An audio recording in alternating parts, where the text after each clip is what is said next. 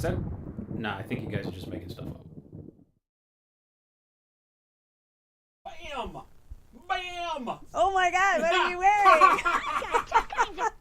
Bam! I didn't even see that.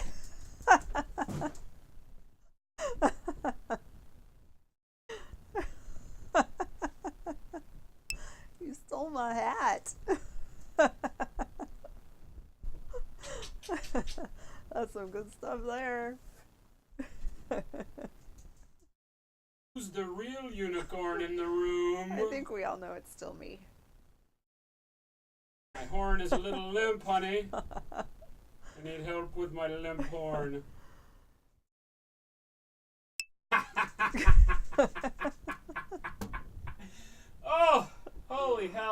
awesome. You don't know how long I've waited for this moment. For this I'm completely sober and drinking water. Cheers.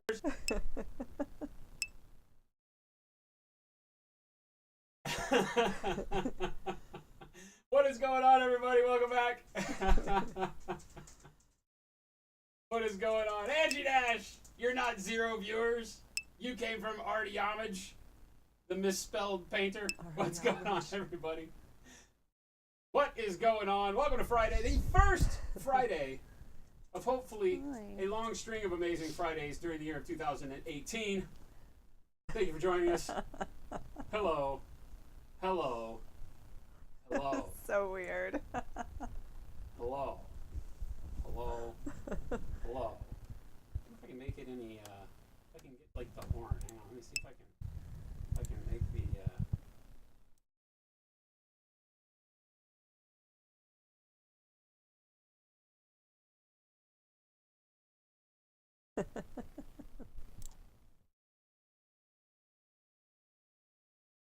So, yeah, there you It's go. because he has something obstructing. Because I got it head. over here. It knocked off with the helmet. Oh, you gotta just look down like this the whole time because that's awesome right there. Well, when I'm painting, right? When I'm painting tonight, you're going to get this all night long.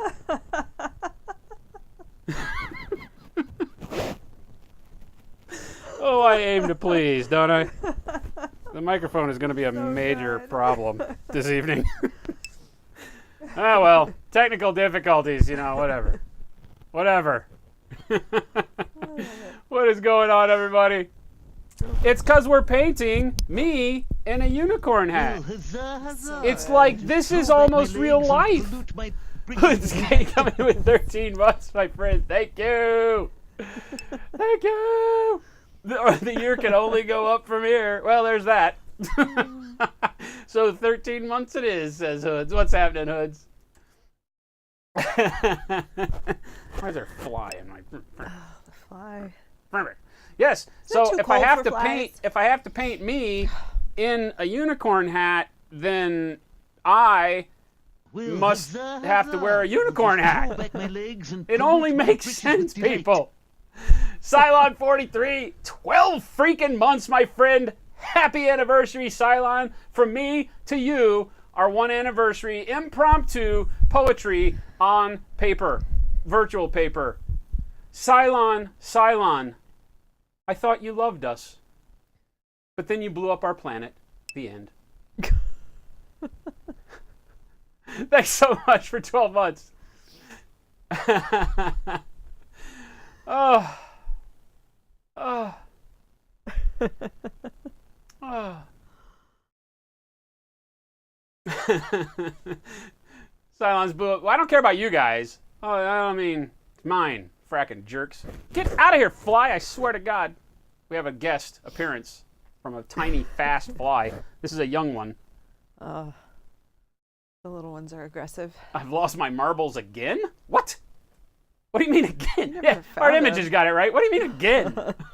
You were assuming that at some point in time prior to this He moment knew where they were. that I knew where my marbles were and like, had control of said marbles. If you ask the real unicorn over there, I think she might argue with that whole line of thinking. So.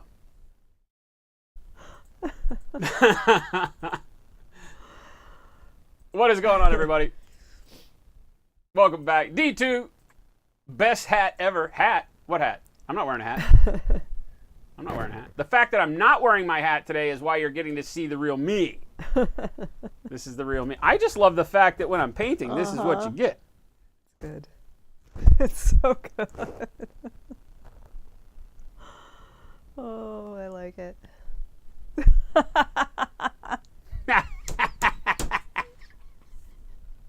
Jen had no idea what she was in. She hasn't seen this. I have not seen it. I have kept this secret from everybody until right this minute. I feel like you told me Yes. about it, Yes. but I forgot. Yeah. Well, You told me about it, but I forgot about it. no, I didn't You tell did you. tell me about it. We talked about it on stream.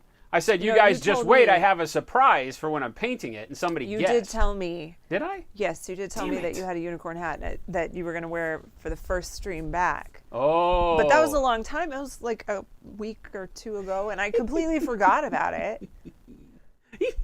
So this was just a delight. That's my not quite evil loss of marbles laugh, I suppose. Kenny is stopping on the unpainted Arthur minis after the KDM woman, both by Maticus in the Whip Gallery.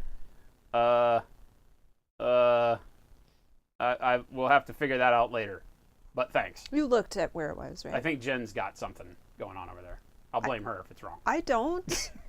I asked you if you wanted me to look, and you said you had it open. Well, I did and- refreshed it, but now they're telling me, and I don't know that I see anything. So now it's time to blame you. You just need to look at the top one and know that that's where. That's where I'm going to pick up. I don't Yeah, care where they tell me. that's to pick where up. the- Yeah, I don't that's care where what you you're guys gonna say. What is going on, everybody? It is Friday. We are painting me. So this is me. See the resemblance? Oh my god, it's so awesome. So during the week, if you noticed, when last we met, I was sculpting the paintbrushes in here. So this used to have arrows in the quiver, and we cut the arrows out, and then I made out of epoxy sculpt some paintbrushes. So we have a flurry of paintbrushes in there, along with the end of the paintbrush coming out. I miss so much now. And what's that? I said I miss so much now. I Dun, didn't know dun, that you dun. made that. I know, right? Poor Jen, new job, knows nothing. And then the bomb. So we did the wick on the bomb because this was just a thing. It was just a thing, a sphere of things. Kenny's crew is coming for our booty. What is going on, Kenny's crew? What's happening, everybody? Is there not a sound that goes with that? Yeah, there is. It didn't happen, though. Well, It didn't happen. I don't know why. lame. I don't know why. You know. What is going on, everybody? Welcome, welcome, welcome! Sapper Steve was not prepared. I wasn't either, Steve. You were not prepared. See? See? Thing. Yes. It's a thing. Uncanny. We ain't playing around here. We ain't playing games. Shoot. That's right, Grant Kendall. Shoot. Grant Kendall said it's awkward. There can be only one true unicorn. Well, I just fake it really And well. then he said, cough, Team Jen, cough. You can tell by my limp horn that I'm just faking. I'm just kind of faking. Aw. It's not. I got this whole thing stuffed, like I stuffed my pants, but it didn't have a spot to stuff stuff in the horn. So even though this is stuffed with squishy and bubble wrap, the horn is kind of limp. I'll just throw back my legs and Dealer pollute of my Death, thank you britches so with much. delight. Dirty, dirty little thing. Thanks. Why are you so majestic today? Thanks for the 14 months.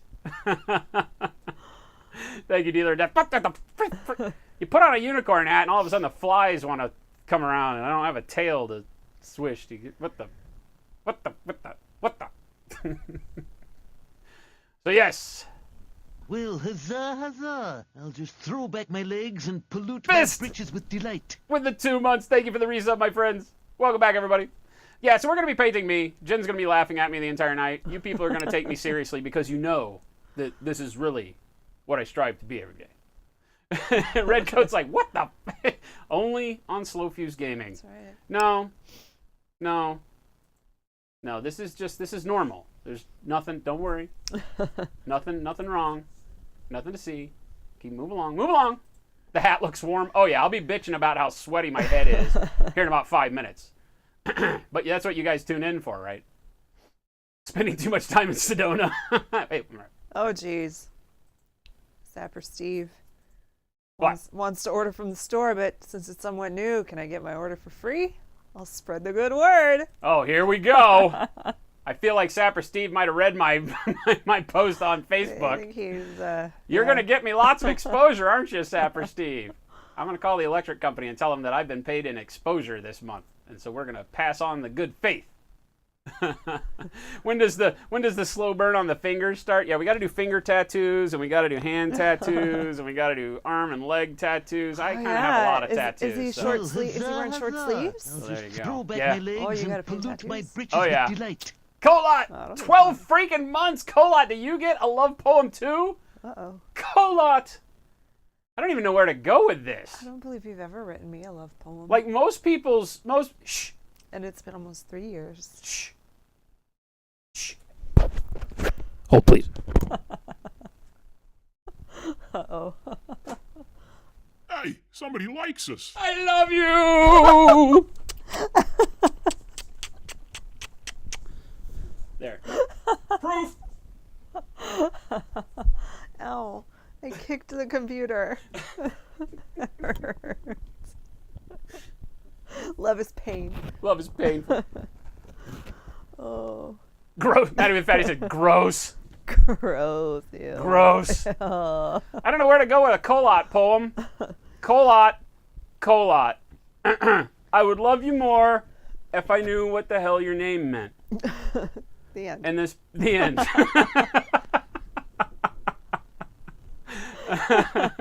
The end. Meh. Meh. Yeah, that was a little bit of bestiality there. What? What? Don't say those words. Twitch will I mean, hear not us. on my part. I was the victim. The Twitch police will hear us. I can travel through space and time. I'm on the I left was- and I get here on the right. Yes. I was assaulted. Yes. I travel through the screen to come out the other side. Boshek! Get it back out of the bed. No. I ruined My Little Pony for you. What? This is the best My Little Pony ever. This is Fuse as Brony in real life, right? Nobody got nothing on me. Light and passion. Let's go. Clefson, disturbing, arousing look. It's disturbing, arousing. I'm okay with that. I'm okay with the disturbing. You know, I find this ultra disturbing and a little warm and fuzzy all at the same time. I feel like that adds flavor to your life. So yeah. Yeah. So let's, Telemachus said, would his acknowledgement of Greece 2 count as profession of his love for you? that's not a thing. It's like not a. It's not a thing. You know, like just it's not a thing. So no. So the answer is no.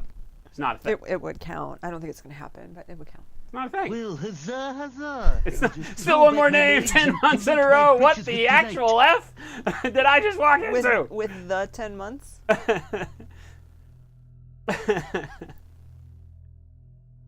It's a snazzy hat. Evan Warp, what hat? I'm not wearing a hat. Huh? What? Huh? What? What? Hmm? What? What? If you missed his explanation earlier, when he normally wears a hat, it's because he's covering up his true identity. What? As the fake unicorn. Is that how that works? I feel like this whole thing right here kind of hates us today. What thing? It's just not freaking working at all. What thing are you talking about? The letters and the things and the moving and the sub alerts and the things and the stuffs and all of that. The more I fix it, the more I have to fix it more. It doesn't make any sense to me. I should see a doctor. I've got a strange growth.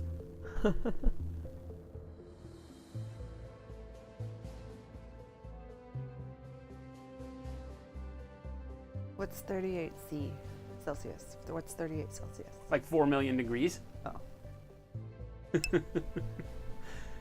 It's about 4 million degrees or so. Wherever light and passion is hot then. And seeing you wearing that is uncomfortable. Yes. Yes. Ooh. there's that Well, little huzzah, fly. huzzah. Oh, good, he's Just bothering throw you back now. my legs and Sub pollute genius my 6 Landed, months I in a didn't row. have Thank anything you to so hit much. him with. Thank you so much.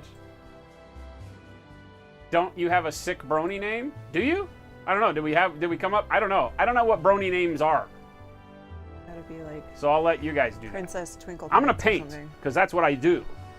That's what beautiful unicorns do. We paint. There. I said it. I think I have a black around here someplace, maybe.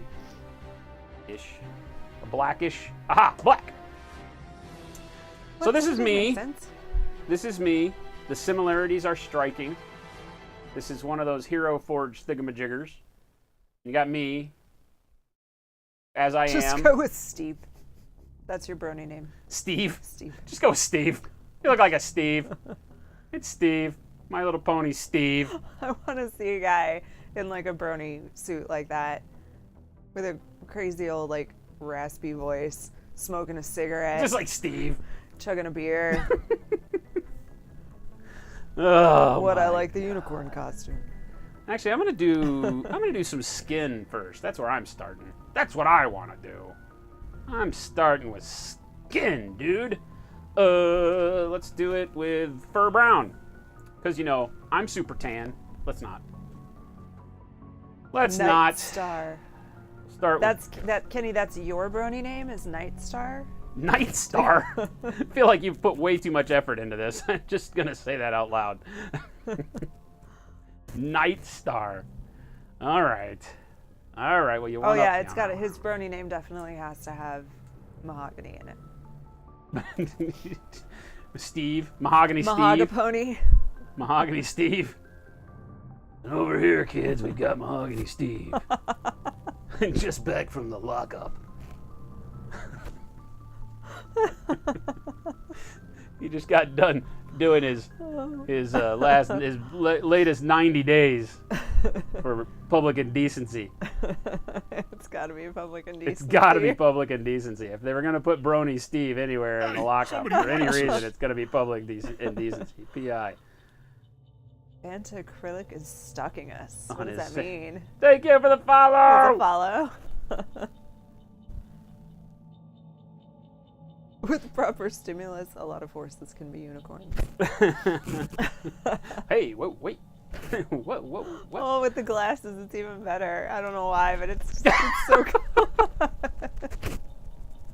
Well, hey, KTP said that my thing had to have a hat on it, so here we go. I blame KTP. Hashtag it. blame killing time painting. I like it. There you go. There you go. So I'm gonna start with tanned flesh. You know me. We're gonna work. Ew. What? Still one more name. What do you say? I don't know if I want to read it. Oh no. Wait, Slowfuse is a unicorn. Unicorns make brush cleaner goop. Brush cleaner goop equals some kind of viscous substance that comes from Slowfuse gaming, so therefore brush goop is Jason's goop? No. So here at Slowfuse Gaming, we prefer to leave things to your imagination rather I had than to such a hard just time simply reading that one. let you know, what's going on. But yeah, I mean, you can run with that if you'd like. You do you. All right. Yeah, I think you need to have a drawing of Steve the Brony with a brown bag drink and a cigar. Just out of lockup for his latest PI. You should have like an ankle bracelet or something on. An ankle bracelet. Oh, hell yeah, right? He does. Like Steve, I think Steve the Brony would definitely have an ankle bracelet. Christopher said too far, still one more name. Too far. Cross the line, friend. There's an unspoken truth to chat. They'll only put up with so much of their own crap. Hey, somebody likes us. Shorts, so many tattoos. Peeping Toast. Peeping Toast, what's going on? Thank you for the follow. Welcome. I'm amazed that people still want to follow even though we've got the crazy unicorn head today. I don't understand. Like, I don't understand why you would say something like that. This is not a bad thing. It's so good. I have Nurgle, that's the point, I think. It's so perfect. What's that? He said all we can see right now is a unicorn staring at us. Exactly. Isn't that the greatest part? You tune in and it's like, what the?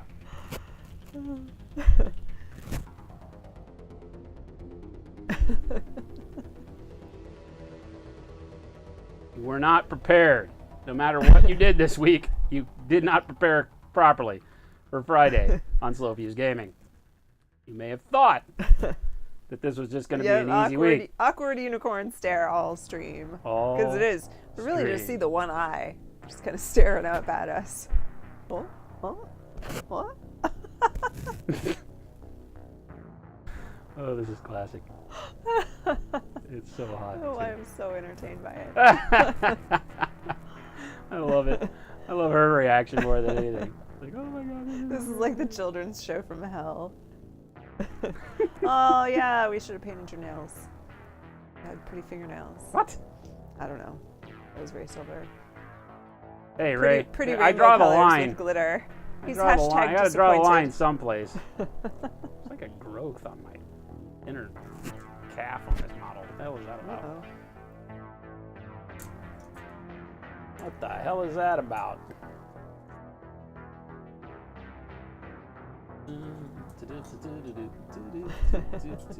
Where's my knife?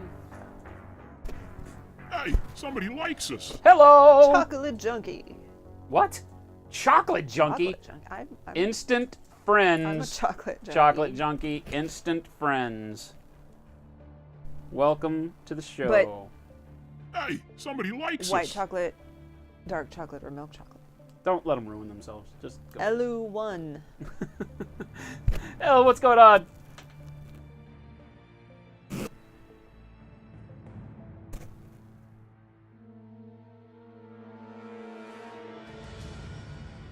Iron Giant said just look out for Devil Tim Curry and you should be good. #legend. Uh-oh, look out. That's right, he's killing all the unicorns. I am Nurgle said, do I dare to ask, is that a toilet seat around your neck? Huh? What? I don't think it is. No, I think it's supposed to be a plaque. Like, I think the actual hat that I'm wearing is that the unicorn is, We like, need to been fix shot that. and hung on the wall. No, that's not cool. So, well, we weren't going to talk about that, but, you know, I didn't somebody had even to bring it notice. up. I didn't even notice. On the plaque it says they are real. They are. That's why your heads shouldn't be mounted. Because they're real. We have to believe. Otherwise, what kind of world is this? Right? Without Santa Claus and elves and freaking unicorns and Rudolph the Red-Nosed Reindeer. What kind of place is this? What planet are you people trying to run here?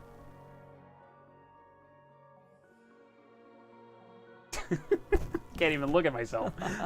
Sorry, no eye contact tonight, chat. I can't stand to look. Oh no. His pony name is Rainbow Glue. Is what? Rainbow Glue? Rainbow glue? No. Like they make Glue out of all the hor- ponies, don't they? they make That where glue ponies out of go when they die? horses. The Go glue to the factory? glue factory. No. Oh, gotcha.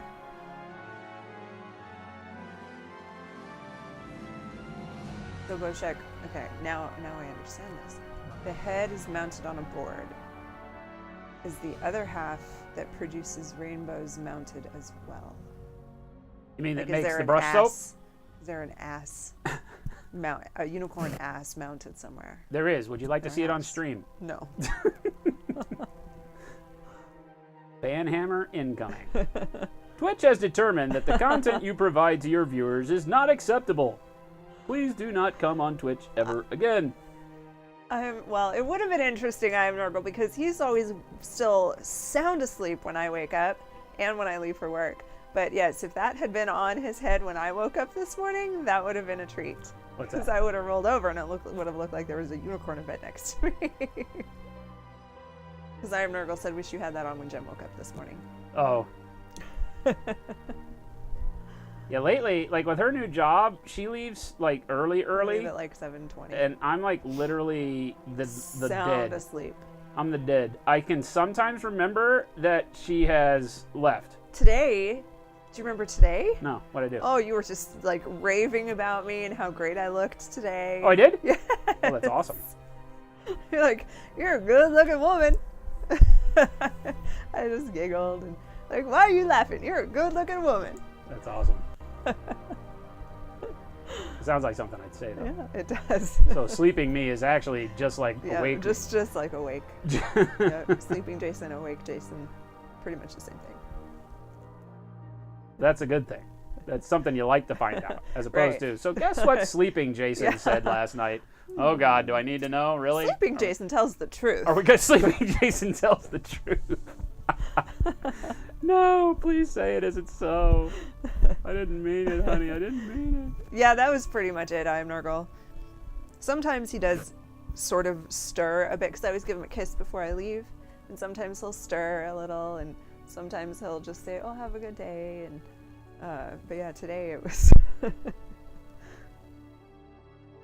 whole narrative quite complimentary. did look hot as hell. Had on her tight little jeans. They're not tight jeans. Well, no. They're jeans that fit. Hey, let a grown man dream. Let a dirty old man have his dreams. I don't get much out of this life. Let me have my unicorn hats and my dreams of you in tight jeans.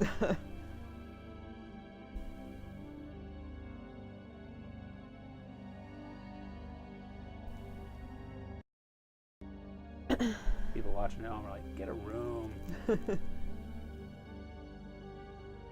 Fly wants to learn how to paint. Fly's gonna land on the model. They're gonna paint. Be embedded in it forever. Enshrined.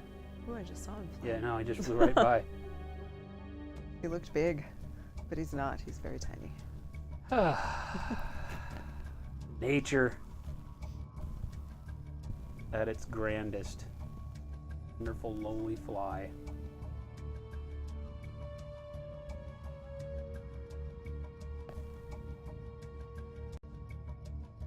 Did a little bit of pre-highlight on this guy. Me. I've never painted me before, by the way. This is a new experience. Very new experience for me, painting myself. No, you paint your thumb all the time. I do paint my thumb all the time, but I don't have to create a striking resemblance on my thumb. Here with like all the like I'm painting the back of his calf thinking, oh my god. Which one has the, oh god. Okay, good. At least it's this one that has the Virgin Mary on it. You don't even know. You gotta look. I don't look. I just know that one of them has the Statue of Liberty and the other one's got the Virgin Mary. I don't know. I'm not supposed to know what my tattoos are, am I? Was that part of the deal? I don't remember that part. I don't know what your tattoos are. Nobody told me there was a quiz later. I know a few of them. Yeah, it always blows me away that she's like, I don't know what he has tattooed on. There's so many.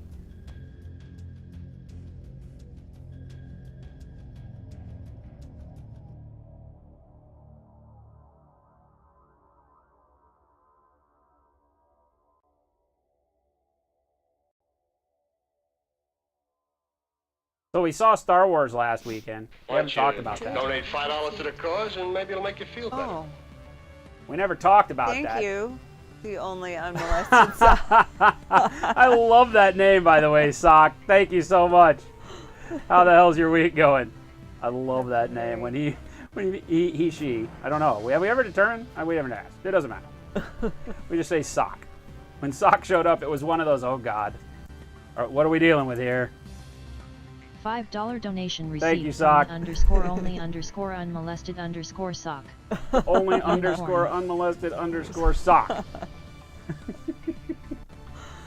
Windows girl, definitely holding it down. What do you call a fly with no wings and no legs? A not fly. A zipper! That's so good. I like that one. Zipper. The fly. Zipper. Your fly's The open? fly, yes. That Okay. kind of fly. I like that one. But don't you already call it a fly? Not always. I don't. Like if I said your I call fly's it a down, you wouldn't know zipper. what I'm talking about? I would know what you're talking about, yes, but I would not say your fly's down. I would say your zipper's down. Well, hey, honey, your fly's down. I don't have one on these pants. I didn't even have to look. You didn't even have to look. She's like, I'm in my comfy pants. They don't have a zipper. I know they don't have a zipper. Oh, this life of ours. Who knew? Last than an Aussie painter has a quick question. Sure. Is there a difference between Vallejo Flow Improver and Vallejo Thinner? Yes. The thinner is actually more of a true thinner, and I know that seems redundant in its name, but Flow Improver has a drying retarder as part of its component. It is intended to break the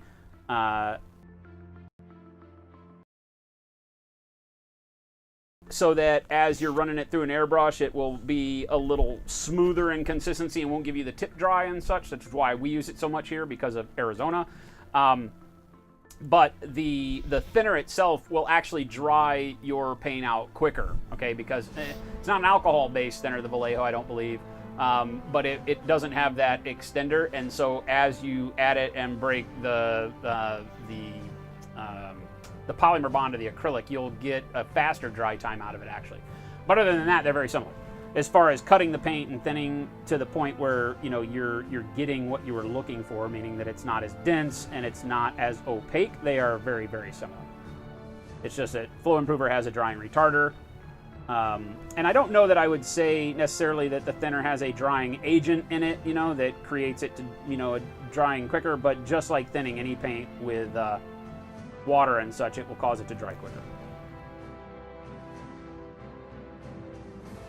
But there you go. Grant Kendall said that the right thumb on the Mini is going to have paint all over it? Yes, I've already thought about that, and it's right here. So it's where we good. can see it. That's awesome. We're going to do like a little thumb palette on him. You got it. We ain't goofing around. We ain't playing. We ain't playing games here. Spilling a bottle of mahogany, even though we know that hashtag Jason never spills paint. But, for dramatic purposes, right? Dramatic storytelling purposes, we're going to assume that maybe I was spilling the paint on purpose. Private Snafu, nope, he did not lose a bet. He's just wanting to be extra entertaining tonight.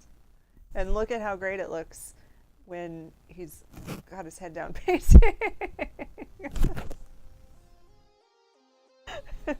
So good. I love that I can just be like, It's like an inquisitive unicorn. no, but this model of me that was made at the Hero Forge was started by Killing Time Painting, and he chose to do it with some unicorn hat thing that they had, and so I was like, well, I know what I'm doing. Awesome. I mean, it made it easy, right? Like, Thank which you, one of you out there Amazon.com. wouldn't have done this? You can find anything on Amazon. Whoa. Ah. Wow. I think the snout or something just got in front of the camera because it was just like a big purple blob on the camera. Yeah, just like that. So Lawson Aussie Painter said, so if I was to use Flow Improver, then I wouldn't need to use thinner? Correct. You can use them and mix. I mean, you can mix them together. Here in my dry climate, I don't use anything except Flow Improver. I don't even put any water in my airbrush when I'm thinning the paint. I literally use 100% Flow Improver. Now, some people in other climates would tell you not to ever do that, because then you're extending the dry time of the paint and it becomes tacky on the model for too long, and when you're airbrushing, you're not looking for that. So you have to kind of take into account where you're painting and what you're looking for that consistency. But yeah, I mean, you can definitely mix the two, and you got to say, so if you're in a very humid climate, then less Flow Improver and more regular thinner will work, right? Because then the Flow Improver doesn't extend the dry time too long. You don't wind up with that tackiness overtaking the model and causing problems when you're trying to handle it after painting and so on and so forth. Made, thank you for the follow. Right. And in some areas like mine where it's ultra dry, then you can just use the Flow Improver by itself, because they will both thin. Why don't you donate $5 to the cause, and maybe it'll make you feel Thank you, better. Greggy. Greggy-o, thank you so much. Thanks. KTP wants to know what you're doing for the horn and mane. This. It's like a rainbow thing. $5 donation received from Greggy_O. When the last moon is cast over the last star of morning, and the future has passed without even a last desperate warning, then look into the sky where through the clouds a path is torn. Look and see her how she sparkles, it's the last unicorn. The last unicorn. I used to love that little movie. It had the weirdest bad guy. The don't Witch know or whatever this it was movie. crazy. It was like my sister's favorite movie growing up, and so I got to watch it a million times. Never heard of it. It's a crazy Japanese animation that made it over to the US and is actually kind of cool. But yeah, it has a really weird, like, roly-poly bad guy, like witch shooting, like, I want to say lightning bolts all over the place or something, and it's just like a big floating ball. Pretty cool, though. It's a good show. Well, I say that. I haven't seen it in a billion years. Somebody else Let's might find go, out. have you watched it since you've been growing up? Because it's really freaking horrible.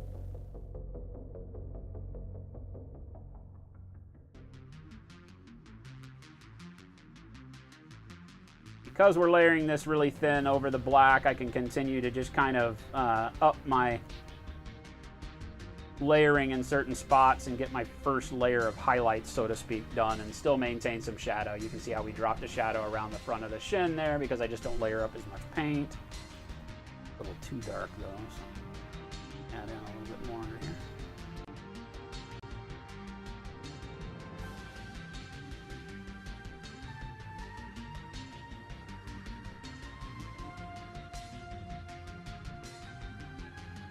Still don't know why this guy's not wearing socks. Always wear socks. He does. Should have sculpted some socks on him for crying out loud. A smart man.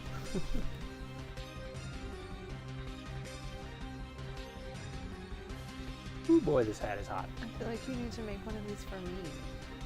We could, for sure.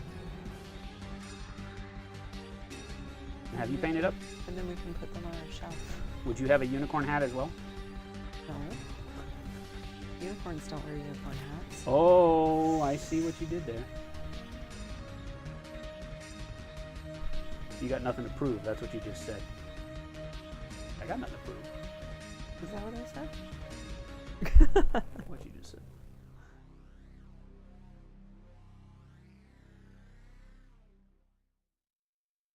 Have Gunnar on brush.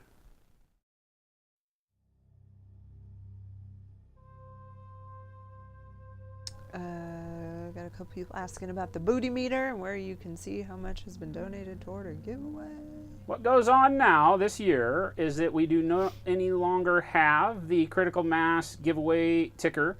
As we get giveaway money and we get towards, as donations come in and we reach towards the end of the show, I will just be choosing a denomination based on what we've seen in donations to give away as a gift certificate.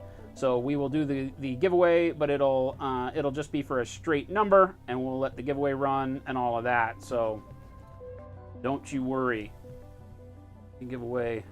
Are you going to do that every stream or Nah. based on You know, just whenever? based on donations when they come in. Like if we get $5 one day, you know, because we don't really go for, we have a store. For those of you that don't know, the big way that Slow Fuse Gaming, that you can donate, or not donate, but that you can help out the stream, help support Jen and I, and keep the channel alive and all that stuff, is to go shop at slowfusegaming.com. We got a store, !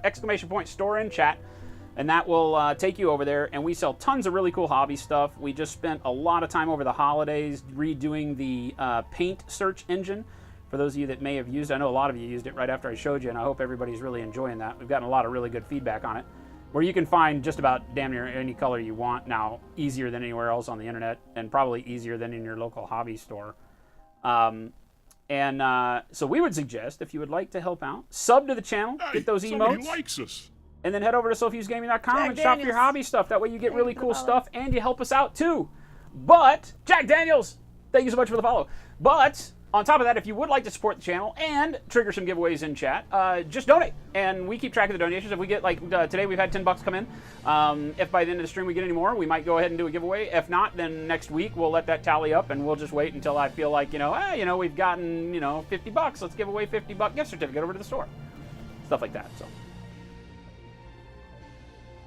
But we will be, throughout the course of the year, focused on giving away some really cool stuff in the way of, like, painted models. That's really where our focus is going to be.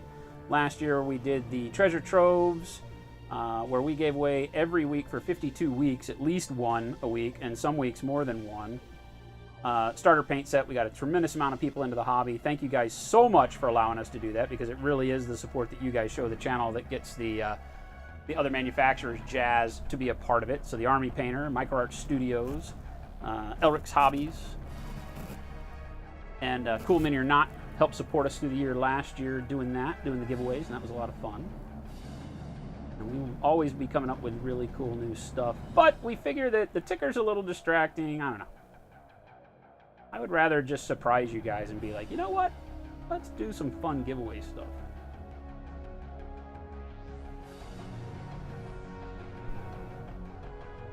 Why don't you donate $5 to the Thank cause, you, Ray, and maybe it'll make you that feel you better. lost a bet. That I lost a bet? No, $5 this is donation by choice. received from REI_silver. To a Ray! new year full of peace, love, Thank you, and my paint, friend. and ball jokes.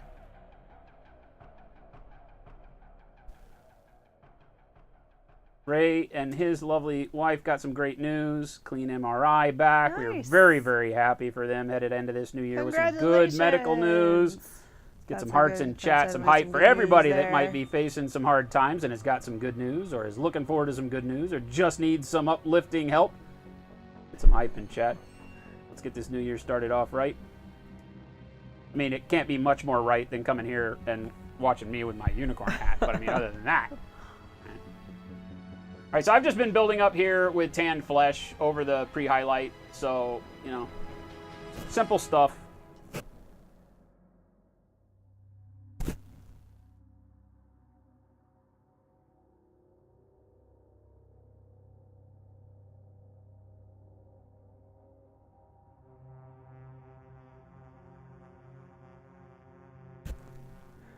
What? Oh, this freaking hat. Boshek said, I like the idea of them being random. Makes the giveaways more of a surprise and not a chore with people asking when it is. Yeah, that was one of the True. things. That was one of the things, you know. And Guilty, thank you. Thank you for the bits. thanks. I mean, not to get into too much. There's a ton of places you can go that have all sorts of cool free stuff and all that. We do a lot of really cool free content here, and we love to give away stuff, and we really want to drive people towards the store and then be able to use that, you know, as we do well with the store, do cool store-based giveaways and things like that. So don't worry, you'll still get cool swag here. We will, however, be changing over the bot pretty soon, I think. I'm in the midst of working with another bot and trying to figure out the currency and all that. I want to do some fun stuff with the slow bucks so that part doesn't just disappear. So, and for subs and all of that, so to trigger some, you know, community giveaway things outside of donations. Obviously, the sub trigger is still on. You'll see down in the middle of the screen this year, every 20 new subs, not resubs, but new subs, new people that come to the channel, every 20 new subs that we get, that triggers a giveaway. And that will be for a $40 gift certificate every single time. So no more spinning the wheel and randomness of the gift certificate style. It'll be for 40 every time we see new subs come in. So that's cool. And then we'll just surprise you with some other really cool stuff too.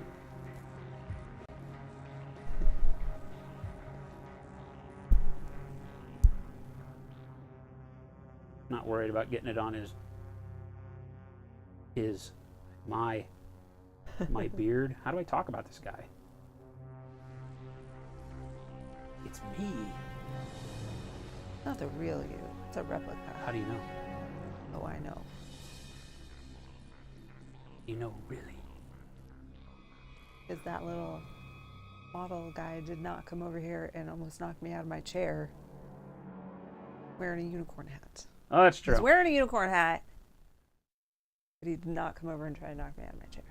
Good point. So I know that's not you. Good point. The lack of mobilization, motor skills. Because you are Lester Holt, and this is way too tiny to be Lester Holt. I'm Lester Holt. Every time that guy comes on TV, I'm like, I'm Lester Holt. Who does he think he is?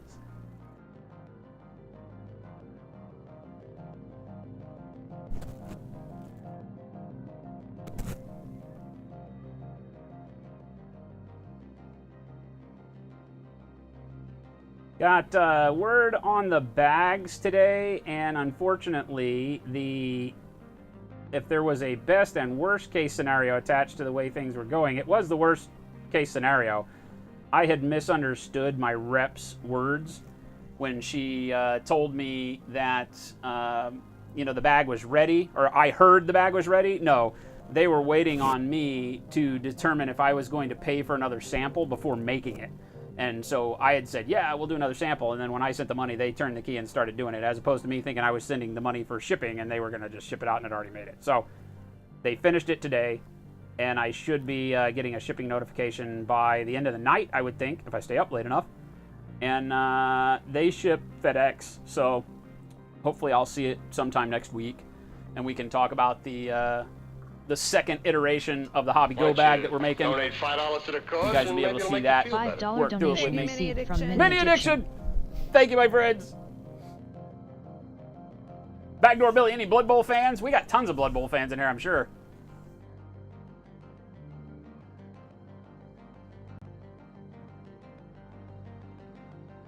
Oh, the awkward man stare is not gone, Grant. It's not gone. Don't you worry. Don't you worry. Fist, you won Bobby G for me last year, and you're selling it as a commission piece. Nice! Hey, good on you, too, by the way. But, you never have to do that. But awesome. Awesome. And that's cool.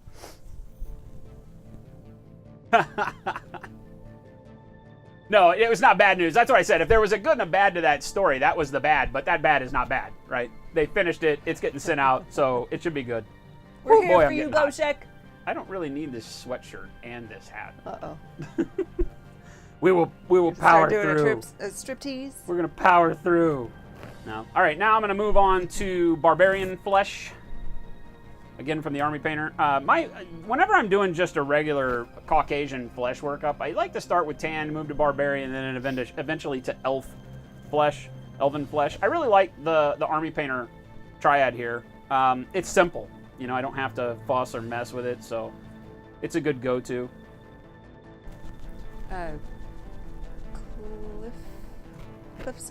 Cliffson. Alright, so is that just pure skin tone that you're building up on pre-highlight shade? Yep. You got it. Just tan flesh. And then now I'm going to go just working it into a smooth coat and, making sure that I have a little bit of variance in with, like, the knee shadow and things like that. So I'll build up a little bit. But now, because the scale of this model is small, he's, 28 millimeter heroic. With this next layer, I'll spend time focused more on dragging out some details. And this is Barbarian Flesh. Or is it Barbarian Skin? Barbarian Flesh. All right, so a little bit lighter. I'm not adding anything to it. I'm just knocking it down very, very thin. You can see how watery my paint is as usual. And then we're just going to start laying it in over the areas where I know I'm going to have lighter color. So right here, I'm going to pull from like the ankle up into the back of the calf area.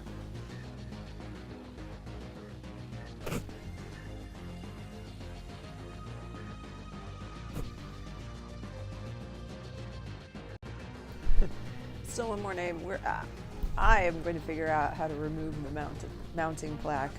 I really Because I wanted don't to, like it. and then I looked at it. I don't think it makes sense. It's not really big enough to jack with too. I mean, we can figure something We'll out, but not in the figure time I something out. had before. Because Yeah, I didn't yeah. think about it before the show. I was like, hey, if it just rips off, I'll just take it off, and it wasn't that easy. So I was like, well, We'll figure something out. I'll figure something out. All right, so here I'm just going to start laying in rough spots of highlight, back of the calf there, moving on to the arm. Just working across the back of the Get down with the cloud. arm. And if I've got spots where I can see that there's already enough muscle definition. There.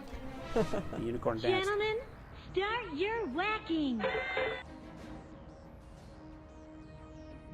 Then I'll leave tanned flesh in the recesses and work the lighter skin tone around that so that I can keep that shadow That's good enough like for right my there butt. at It should the be good enough elbow. for my nose. Simple stuff I like think that. you get big stacks of the stuff.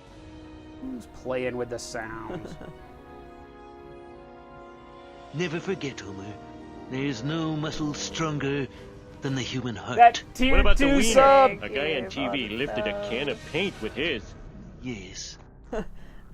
His comment on the resub was, or the sub was, yeah, no, resub, was nice hat, hashtag pay artists. Haha, hell yeah. Thank you so much for the support. That tier 2 sub coming in strong. Thank you, thank you, thank you. Mucho apreciado. At the beginning when I was just so enthralled by the unicorn across from me.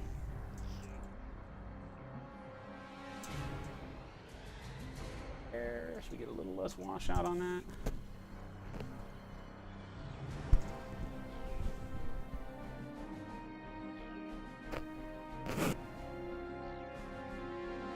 Now, you know, we got to paint a ton of tattoos because I got full sleeves and hands and knuckles and legs and the whole nine. So basically everything other than the face and neck on this model is going to have tattoos on it. But I still paint the skin as if there's no tattoos at all. So I know a lot of people during Kenny's stream were asking, you know, what kind of process do you take, or what do you think of when painting tattoos? Do you plan any differently? And the answer is definitely yes. In the long run, but initially I paint as if there's no tattoo at all, right? I'm not even worried about it. We're really just going through here and going to build up the skin and the shadows and highlights and everything the way it would be as if this person wasn't a buffoon and had a bunch of tattoos. I love my tattoos. I shouldn't say that. Somebody's going to be like, oh, you don't like tattoos? No.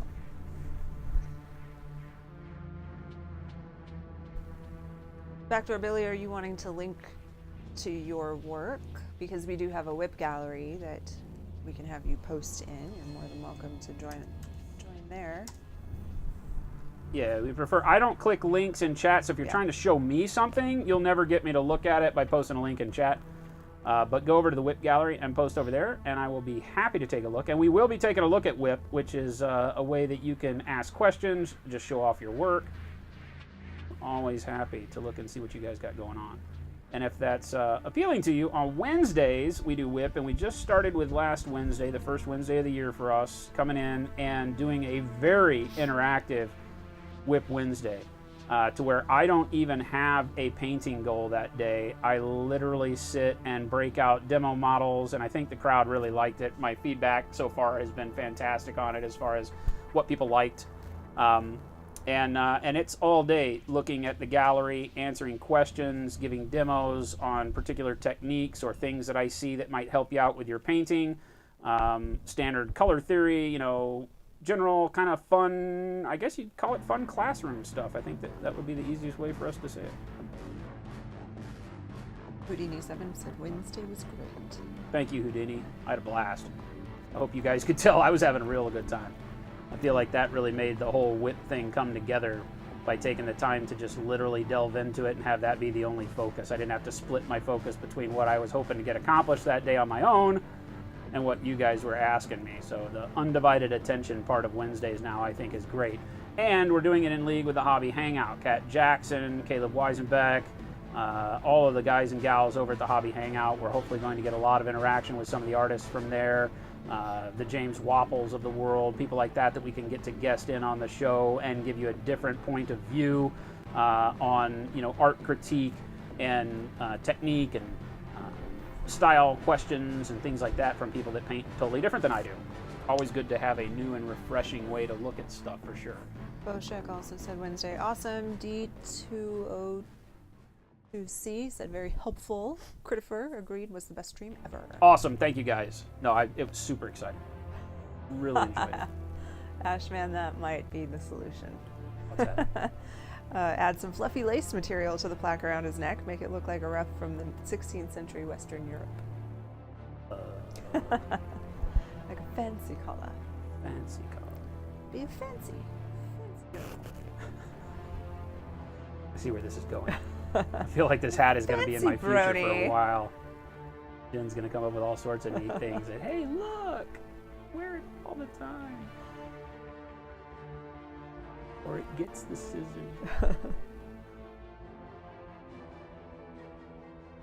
So you can start to see how I'm just building up some highlight in these areas, but blending it very carefully in with the rest of the coloring there. You don't want to create any real stark contrast on your skin if you can avoid it, unless you're going for a particular style or, you know. Maybe it'll make you feel better. Thank you, Dragon. Drago, thank you so much. Holy hell. You guys are pushing it. You guys are going to definitely have me crack open the vault and give you some stuff tonight, huh? $5 donation received from DRAG0NNE. I don't like that name. Grant Kendrell said Wednesday was amazing, great way of learning about different aspects and ideas you may never have thought of doing. Boshek said it felt like we were in a classroom and could just come up and ask questions, and then the teacher would show the class so everyone could maybe learn a new technique. Good. That was the idea. You know, we get so much really good interaction on Wednesdays anyway, but it was always in my head that, you know, it felt like maybe it was a little rushed sometimes. Maybe I felt, you know, I would always at the end of the show be like, you know, there was one thing that I saw that I would have really liked to have spent more time on, and so on and so forth, but I always felt like the pressure was really on me to not only be painting whatever I started painting in the day to show you that whatever I was doing, non-metallics that day, you know, skin today, whatever it is we're doing at any given time. And instead, turning in and doing that allows me to kind of pick and choose, as we see the pictures, the things, and it all tied together really well. We'll see if that continues to happen. I think it will. Right? We started off with some general color theory stuff, and we saw great examples of that throughout the entire show on Wednesday that helped really drive the message home in different models and different styles.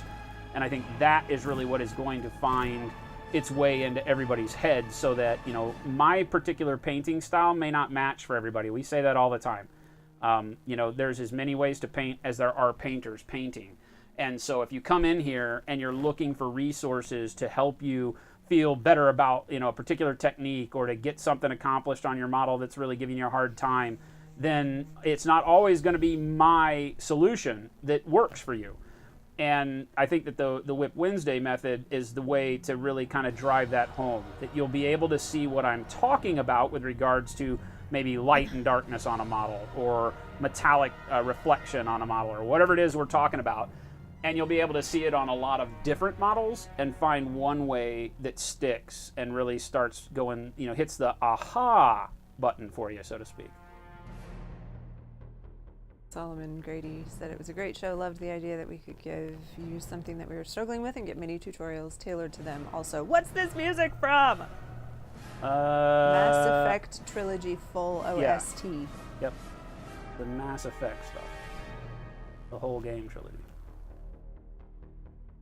Did you hear about the artist found dead in his home today? Uh-uh. Details are sketchy. I like that one. Hell for that. Notice I haven't been reading all of them. It's not that I dislike them, but a lot of them we've seen. She's the joke Nazi. I am a little bit. The joke gatekeeper. A little bit. The regulator of the jokes. The regulator of the jokes. She won't even bother with it if she's like, nope, we've heard it. Been there, done that. Those ones are for you guys who are reading along. I did read the Fly one. Oh no, because that one I had heard before. I read the Zipper one, but the other Fly one I had heard before, and so that's why I didn't read it. Doesn't mean I didn't like it. You know what? Actually, it's funny because an older gentleman told me that joke, and he was afraid to tell me because he thought it would be offensive. I don't know why. You don't know why he thought it would be offensive? Yeah. Oh. Not the Zipper one. The one about what's the last thing that goes through a fly's mind when it hits a windshield. It's butt. Yeah. He didn't want to say butt. Good on him.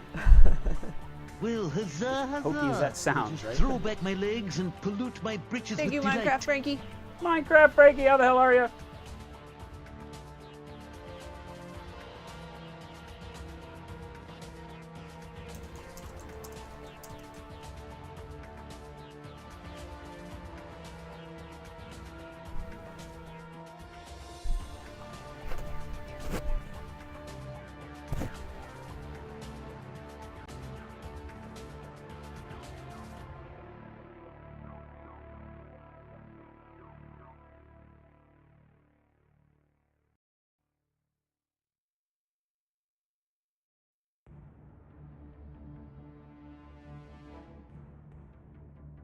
Not really a fond of this model's texture.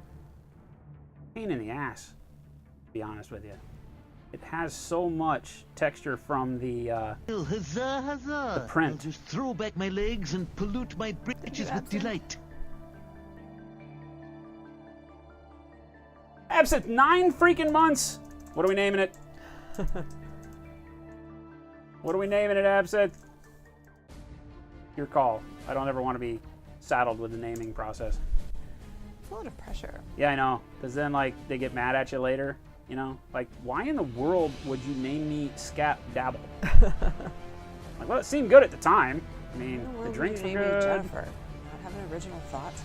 Fergert and Turtenbergle. That's right. I'm gonna change my name to Tawana Bibi. Tawana Bibi.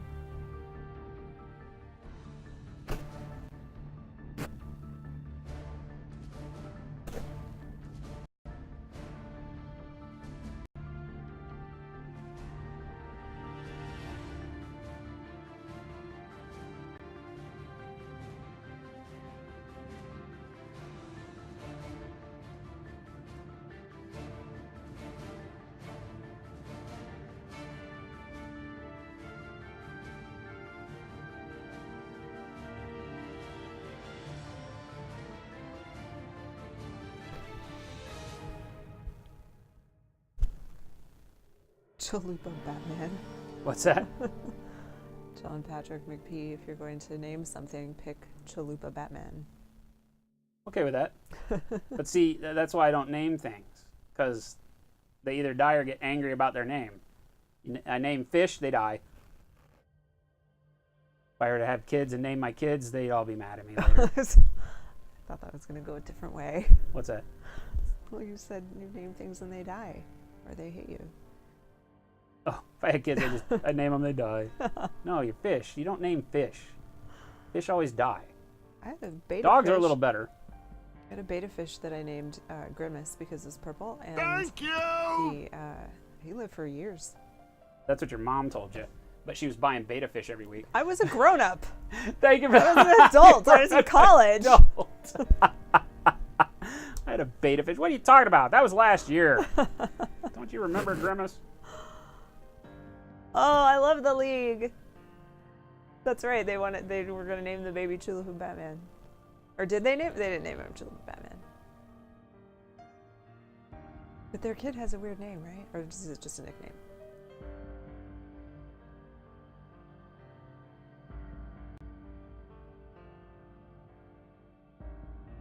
Chalupa Batman. Right? You know, there's so many problems with it that it almost comes full circle to having no problems. You know, you just be like, okay, cool. They did name him Chalupa Batman? Good.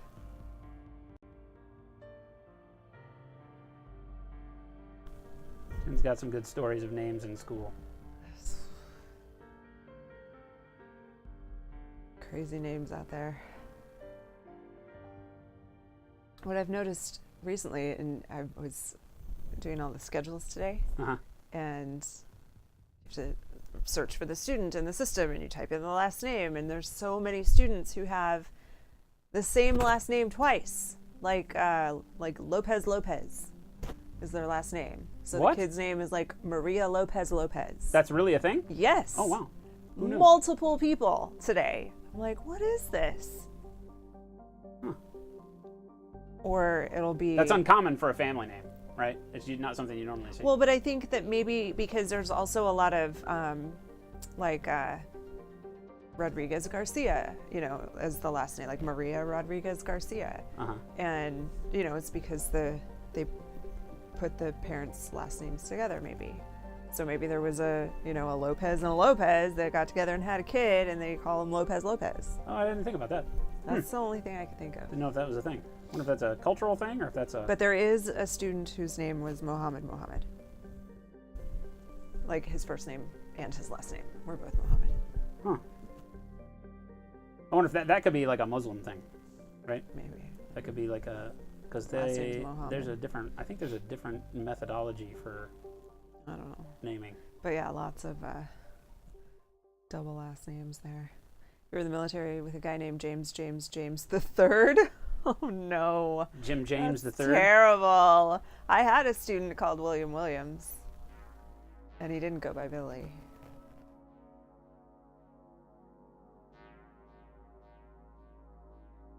Which one, Mohammed? Moshek?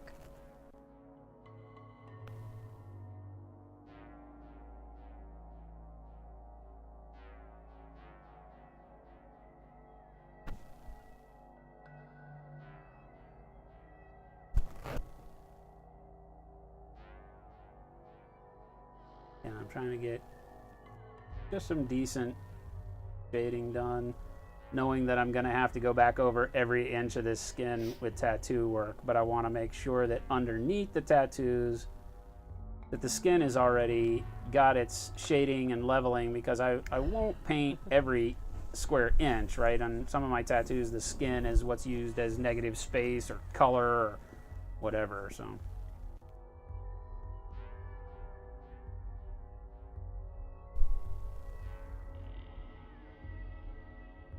Special James. What's that? So one more name was talking about James the Third, and Telemachus asked if his nickname was Trey. And still one more name said, nope, like pirates, we were an uncreative lot when it came to naming people. His nickname was Special James. Special James. Momo.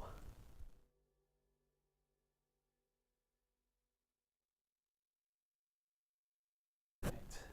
Go up to the next step. We're going to do some elf flesh. Elven flesh, sticking with Army Painter.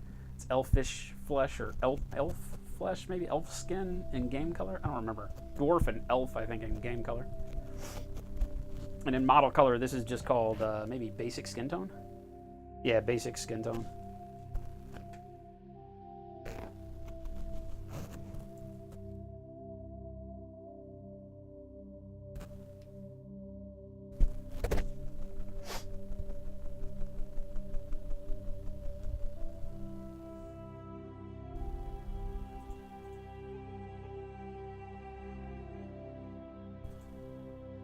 Azrael, what's going on?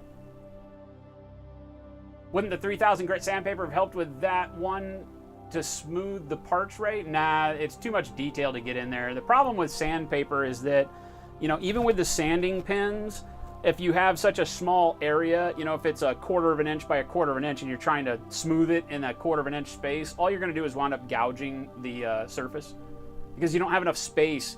You have to put so much pressure in such a small, finite space, as opposed to when you're sanding a large surface, you can, you know, you can get more, I guess, leverage or finesse through it. But on this thing, I was like, nah, screw it. I'm just not even going to worry about it. These 3D prints are garbage for painting right now. They're getting better, but right now, not so bueno.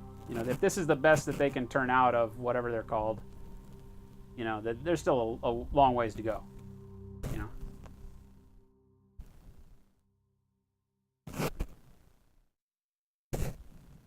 Definitely not horrible, and we talked about it. You know, I think that for the fact that you can get a character of your own, you know, this is me, you know, so to speak, and you can make it your D&D character, let's say, or you can, you know, play a proxy in a Space Marine army or something that looks like you as a captain, you know, with your head, then I think that's great. So, you know, I think that the utilitarian usage of this technology is awesome, right? Because in manufacturing, we use it for, you know, making prototypes. You do SLA prototypes, and you get, you know, nice, usable things so you can test out a design.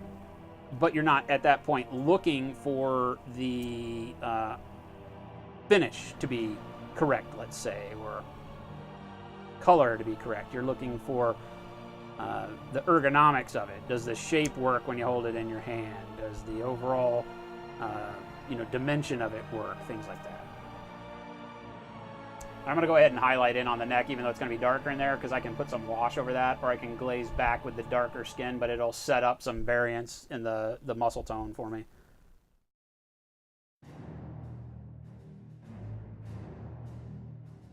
Now is the time where we're really starting to just grab the peaks of things like the bicep there. I just want to kind of very gently blend in some spots. I don't want to put too much of this because you get, I mean, you can, if you want, you know, pasty, super pasty skin, then you can go a lot broader with the light color.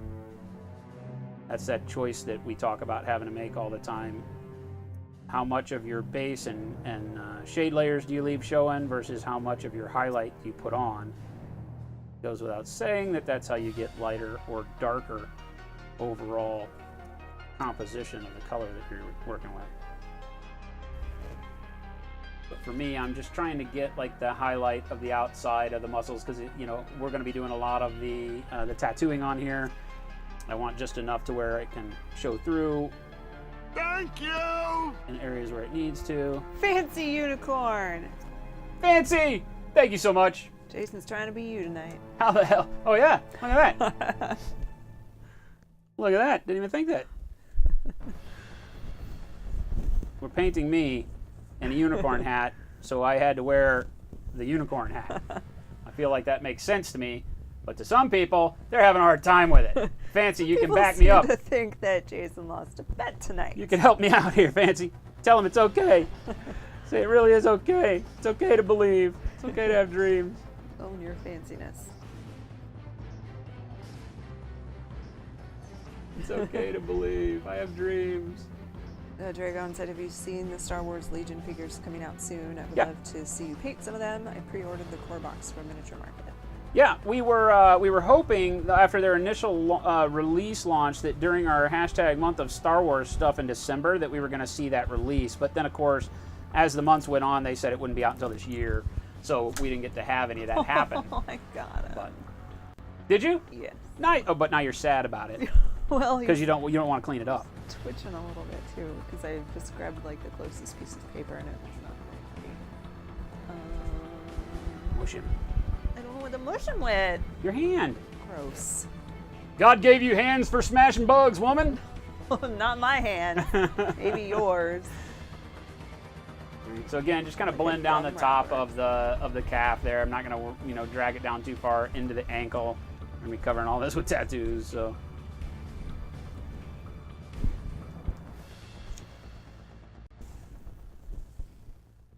Hey, somebody likes us. Hey, thanks for the follow. Let's see if there was more here. Drago said you need to green screen out your shirt because it would So it's make just the a effect floating, even better. Just a floating unicorn. just a floating unicorn head. Zydlik wants to know if you'll be streaming the Mortarian paint job at the Long War Doubles. Yeah, we are going to try. Enigma has stated that they have upped their internet and that they should be able to stream. So as long as that holds true, I'm taking the rig to be able to do that. So the answer is, as long as the technology allows, yes. If it will hold up, then that is the plan. I'll be doing some streaming painting, having some fun. I don't know how well everything's going to look. It may be kind of, crusty as we travel and we don't have all our lighting and all that stuff, but we're going to go for the best that we can get. Omega Sun said, well, I should probably wait till Wednesday. If you get a chance tonight, do you have any suggestions on working with pewter? I use Stino Res primer, wash it really well, then let it dry, but still have problems with it rubbing off super easily. Well, the problem is that metal as a hard undersurface is always going to cause whatever paint you put on it to be able to rub off as you hit it, and that there's not really anything that solves that. The only thing that makes it better, as it's hard to think of myself giving serious information to anybody right at this moment. I'm not going to lie. I feel for you people having to listen to me try to teach real things. This is actually better than when your head was shaved like right down the middle. Oh, really? Yeah. No. Yeah. I thought that was awesome. It was just weird. My horn is limp. You shouldn't keep telling people that. Don't point it out. I'm hoping if I play with it, it'll... Never mind. Put your kids to bed, people. It's Friday. The only thing that makes it a little easier to work with as you go up in scale, like when I was painting motorcycle frames or larger metal pieces, is that the primer is much thicker. You're still not talking about, like a millimeter of thickness, but you're being able to apply a much heavier layer because you're not worried about hiding detail along the surface. As a matter of fact, there are self-etching and self-leveling primers that are meant to fill imperfections in large spans of metal. So a fender, gas tank, if it has a little nick from where you were doing your metal work, instead of having to Bondo and glaze everything, which generally you're going to do anyway, then you can paint a thicker layer on it. It holds up a little bit better, but it's still, if you nick it, it's still going to come off just as easy. So there really is nothing. If somebody tells you they have a magic bullet, try it, but I've never in my 38 years of painting miniatures, and most of those spent painting metal miniatures, seen anything that works really well. The best thing that you can do is let your primer cure for 12 hours, 10 hours, prime at night, set your metal miniatures up, clean them, make sure that they're dried fully. I don't ever clean my miniatures, I got to be honest with you. And then primer them and then let them cure overnight. Don't do the like we did here, like I primed and highlighted this guy right before we started the stream, and then I jump in and I start painting because it's plastic, so I'm not worried about it. On metal, let that cure time really reach its finale. So generally anywhere from 5 to 10 hours and you're good, so overnight. And then start painting. And then definitely just get yourself either a miniature holder or get very adept at, maneuvering around without banging into it, which I'm horrible at, so me saying that is laughable, right? But that's really the only key. Dorothy said if you keep playing with it, you'll go blind. No, you need your eyes. Don't do that. You won't be able to paint if you can't see. Oh. I wish I could make it wink. Because this would be perfect right now. If I could make it, I'm winking for it, but it's not doing it. Hey, somebody likes us. Lois, thank you so much for the follow. Welcome, Even everybody. after all this is amazing to me. So for anybody that's just joining us, this is a little bit of a I'm not going to say it's out of the norm. Fridays are always screwy, right? But we paint all sorts of stuff on here. Tonight we had a deal where Kenny and Rob and the gang from the Long War got these Hero Forge miniatures of us. So this is me, Killing Time Painting, one of our viewers out there in chat, great friend of the stream, decided that I needed a unicorn helmet because that over there is the true unicorn, as you can see by her logo, Jen. And but we couldn't get a dual miniature made. So he got the unicorn hat, and so what did I do? I had to make it real, man. That's what we do here. And we got this Hero Forge miniature. We did some custom sculpting on it during the course of the week. I sculpted what was arrows in a quiver into paintbrushes, and then we just did a bomb wick coming up out of this sphere. It's like a magic sphere that you could get in your Hero Forge thing, and turned it into a bomb, which is part of our logo. So we're just painting this and having some fun and shooting the shit on a Friday. But we do normally paint all sorts of other things, and the big crux of the show is being able to help you guys go further with your painting skills. So that's why you'll see people asking questions in chat, and please feel free to. Just make sure that you type at SlowFuseGaming or at Gentastic8 in chat so that we can actually see that you're trying to talk to us.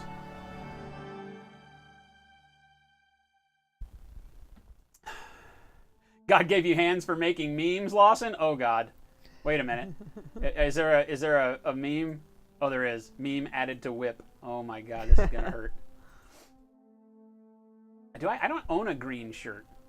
I'm the king of black shirts. Well, you can't wear green shirts because then you would just be a floating head. Well, that's what they want. I know. No, I know. I get that. But that's why I think you don't have green shirts.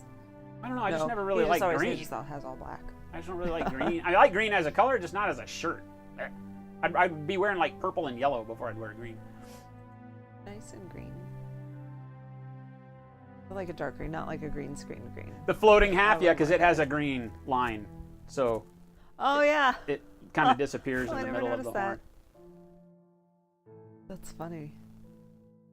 Can I do the awkward man? It was doing it. Yeah. That unicorn has the most awkward stare, I think. Awkward unicorn stare. Way more awkward than just the regular awkward man stare. I should have made the orb into the bomb snail. I thought about it, but at that scale, I didn't want to take the time to do it. To be honest with you.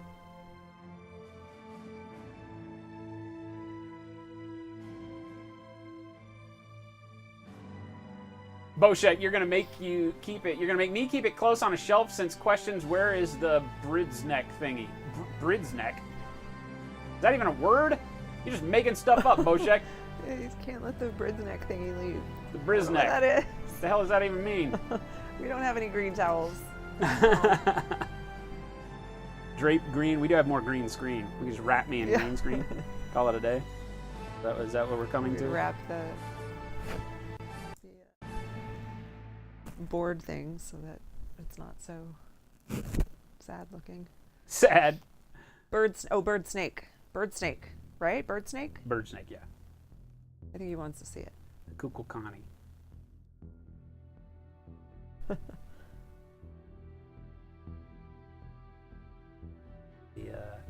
Kolotli. That part of the same thing where one of them looked like the last hole on a miniature golf course.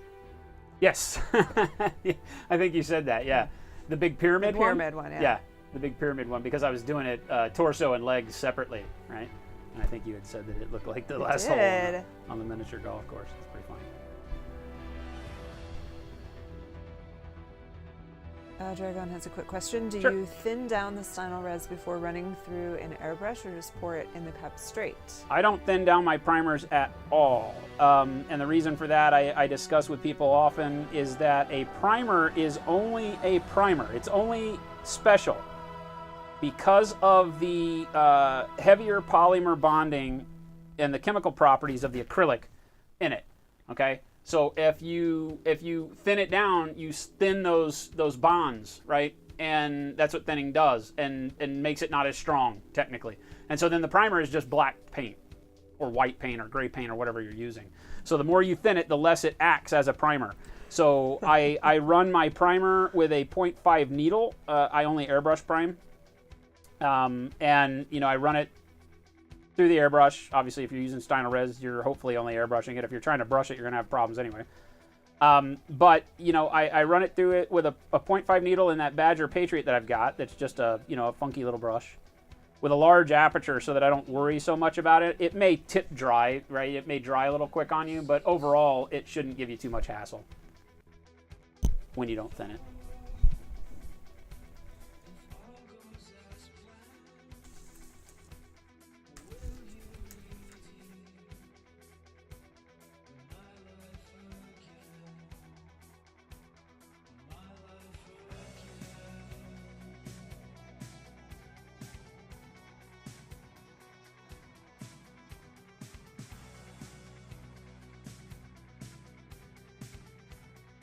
I'm liking that. We've got some really good shading on him now. Maybe a little bit on this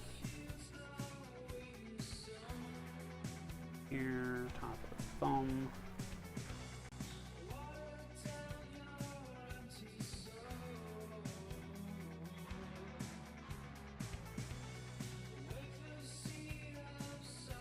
So, pretty good for now. Now, before I do any tattoos, well, let me think about this. Wonder if we should start doing the tattoos now. I dread doing them this early on a model, but I feel like that's almost necessary because of the shorts and the shirt sleeves. So I'm thinking, yeah, we're gonna go ahead and do tattoos tonight, guys and gals. I feel like that's the thing. But so as you can see, I've just gone through the standard skin, tan flesh, barbarian flesh, elven flesh from the Army Painter. Great trio of colors, and just lets us get a nice shadow workup. You can see, you know, some depth in there. I haven't gone through and done any washes on it. I still will go back and do a little bit of work in the face. I'm not worried about the face because I don't have face and neck tattoos, so that's not a problem. But the arms and everything, this is pretty good. Anything else that I do will happen after the fact and happen with the colors that I put on, because obviously my hands and everything from my forearm up to my armpits is tattooed. So there's going to be ink all over this. On the legs, the front of my shins are not, but the back of my legs are on both legs. So, you know, I may wind up going back in with more browns and color on the shins later on to balance it out, because as you start working on the tattoos, obviously it's going to give the impression that the flesh color has changed, not only because obviously there's a design on it, but you may shade things a little wonky as you go through the design and all of that, and so you're always going to have to be working back and forth. So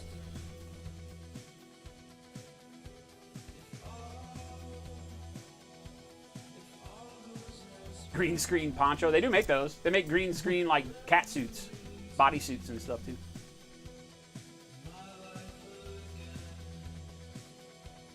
Prediction for the 40K announcement tomorrow, Kelleris? I have no idea. I'm intrigued by it, but here's the problem. Like what GW normally does is they say something like, they've been watching and waiting, now they're coming. And it'll be something that's not really, you know, it's not coming. It's like been there all along and they're just making more models. So I part of me is like that. And part of me is like, I hope they make something new. you know. But I think a lot of people have been talking about how the Age of Sigmar world is working towards these big, I think, like, Tzeentch demons and stuff coming out next, I think. I might be wrong about that. So it would be, you know, plausible to think that they'll be focusing some that way in the 40K world as well. But I don't understand that they've been watching part of it. So it's cryptic enough that it could be anything. And I think good on them for that because it generates some excitement.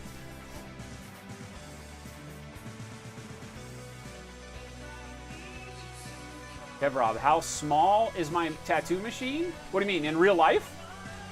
Or what are we talking about? Like to put tattoos on the model. Oh, Really yeah, small it's very tattoo small. machine. It's very, very small, and this model better hold real still. You don't need me wearing a green screen cat suit? What?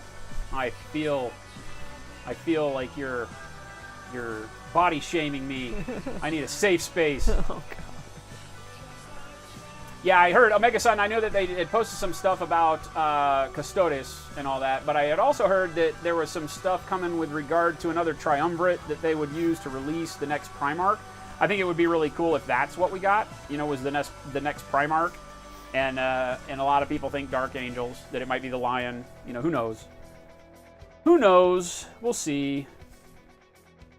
I get sort of excited about that stuff, not tremendously, but somewhat. All right, so I feel like we're pretty solid here. Now we got to do the crazy stuff and start thinking about tattoos. What do I have for tattoos? What are my tattoos again? All right, let's start with his left arm, my left arm. On my left arm, I have a dragon. When we're dealing with everything from shirt sleeves down, I have a tortoise on my elbow. Right? I've got a tortoise on my elbow. I've got a dragon that snakes around my arm. All the rest of it is just Japanese-style water in the background.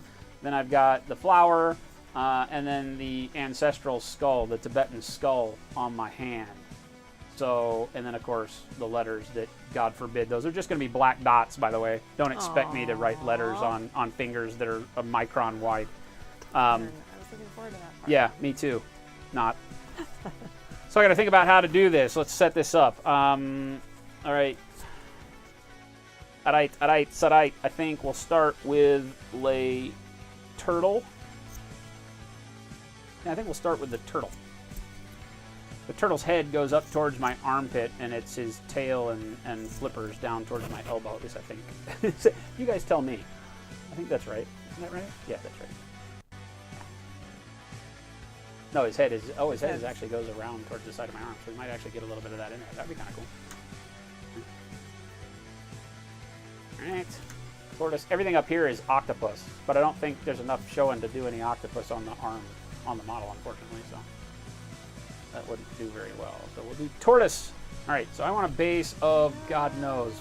See, here's the problem with me doing tattoos on small scale models is that you kind of have to rethink your whole how you paint, because normally I would be like, okay, let's start with olive and then let's move into the teal greens, and I'm like, well, I don't have enough room for 4 freaking colors on this, so I just need to pick a good base tone here and go from there.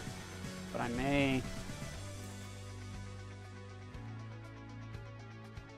still start with olive so I can get an outline and deep shader on it. We're gonna give it a go. We're gonna go with olive green. What's up, Kenny?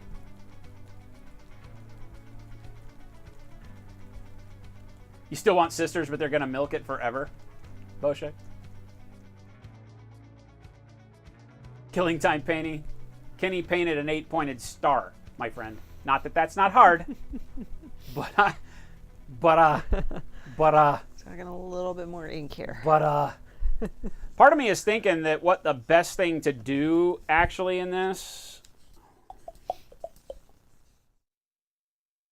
might be to do the water first and then layer up to the things that are on top of the water. Because if I try to go back and sell that there's this pattern after painting this stuff, that'll be a pain in the ass. I'm thinking maybe that's the way to do this. Good God, why do I have such complicated crap going on here? Who made this model with short sleeves? Can I blame KTP? Yes. Can I blame KTP? You can. Now I'm just going to paint the things on it. We're just going to paint the animals.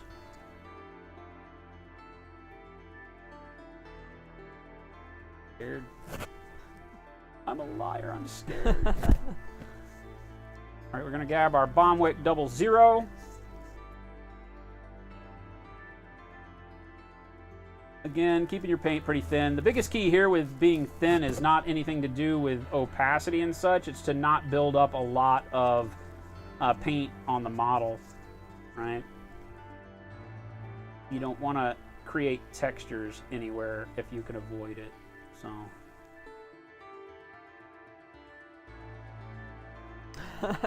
Mathis said just get your arms tattooed solid black to make painting the miniature easier. That's what I was going to say. I don't like that idea. I know a couple of people that have done large areas of solid black, both artists and collectors. And it is not fun for either party. It can look really cool when done right. A lot of people will do big areas of solid black, and then the skin tone has negative space on the art or on the arm, so you'll see the skin, and that'll provide you with the design, and the rest of it's black ink, so there's no shading, no nothing, and it can look amazing.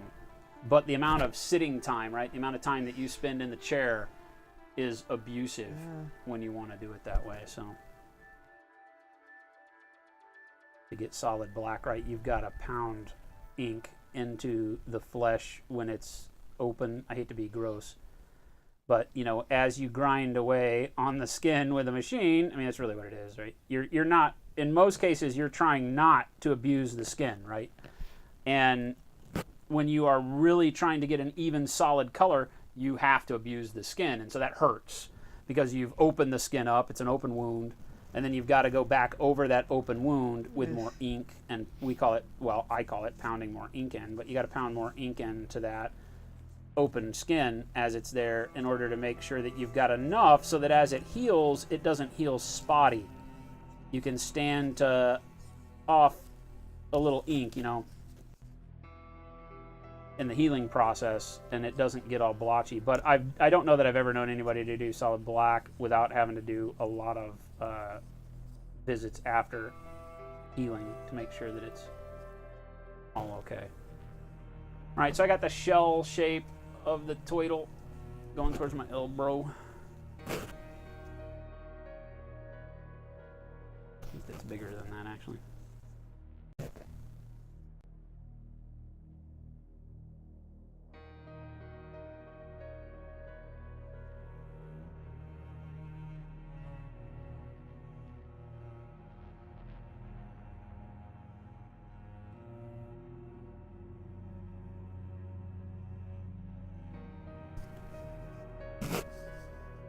Flippers. Big sea tortoise has flippers. That's what goes across my elbow. Rear flipper right here.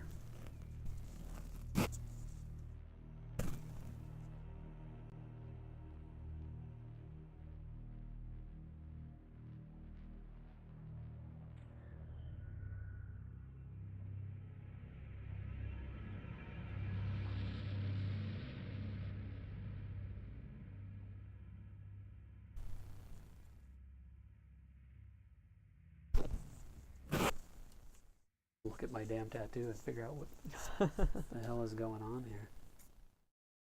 Yeah, that's the front.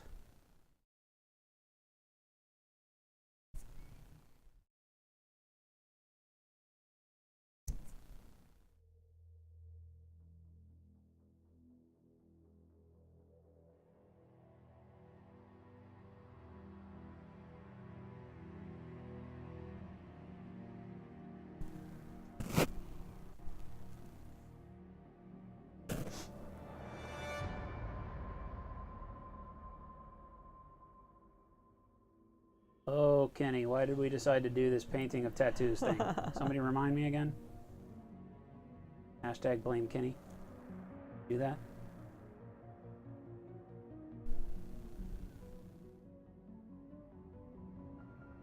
There's so many people in my life to blame on this one.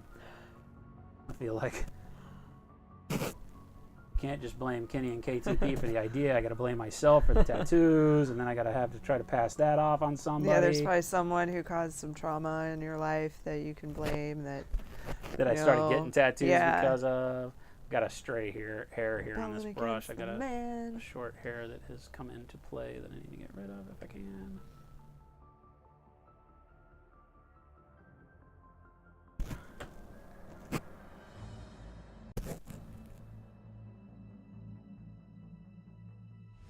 Have a little turtle head. Well, that's funny actually. Have a little turtle head poking out. Because that means something completely different than my tattoo. Poop jokes. Poop joke! Thought you were going to get away with it. Hey, a night without poop joke. Oh, poop joke. Poop joke. Bushwick said I would have already thrown it across the room with frustration. Real Ashman said, I bet at this point you wish you weren't such a pro painter and used decals. Oh, yeah. Oh, you said they have decals. They make their own decals. Silvernail is like making decals for freaking... Alright, so you've got turtle head, turtle shell. There's the front flipper. There's a shell going around, and then there'll be a flipper back here that I got to finish. I do not guarantee that if you hold this model up and look at my arms that the tattoos are oriented exactly the way that they are on my body. Ugh. So, I mean, you guys, I get it. If you want to unfollow, go ahead and hit the unfollow. There is no unfollow button, but go ahead and hit it. You know, go ahead and hit the unfollow button. Be mad and go. What are we here for? Demand your money back. Who is this guy? Lying liar who lies. Said he was good.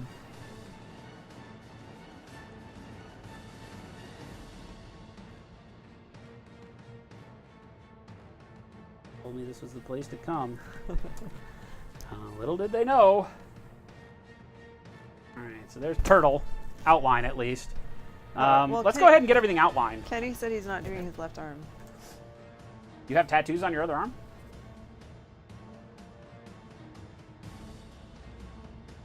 I did not know that. I remember some very light. Check?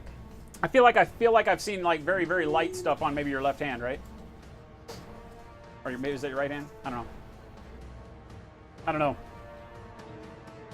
Or maybe that's his way of saying that he doesn't have any tattoos. No, I think he does now. Now that it hits me.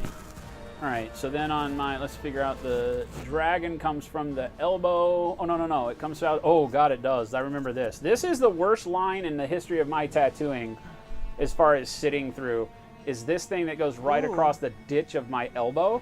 That thick black line is the one that made me rethink getting tattoos. The rock wasn't that bad, but for some reason this one line, and there's a line on the back of one of my knees that was nearly like that.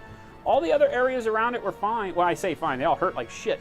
But this one line, that black line on the outside of the scales, like literally brought tears to my eyes. It was so bad. I mean, none of the red or the yellow or any of that, but that pounding that black in there, yeah. So anyway. All right, so across the front of the elbow, I got that. The dragon loops around and then comes right by the fin of the turtle that we just did, and then down to the forearm. All right. Kenny said he has 4 separate pieces on his left side. No one notices because the star is iconic. I like how he chooses iconic.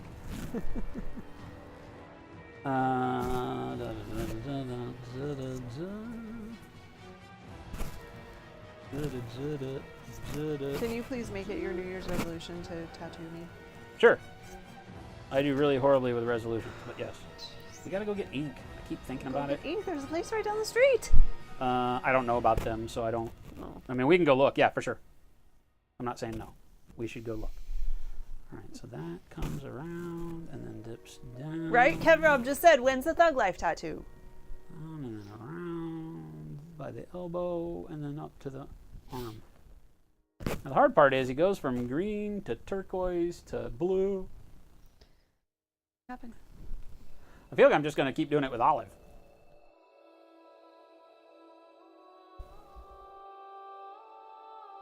Ah! Or just throw the brush away. What? That'll be my excuse for why I can't paint. Sorry, guys! Broke the brush. Oh yeah, what do you mean we have 1,000 brushes in stock? Sorry. Got a few extra. Sorry, you don't get out that easy, Fuse. I hear you sell brushes. Screw you and the horse you rode in. Alright, so let's do Ditch. Right across the elbow.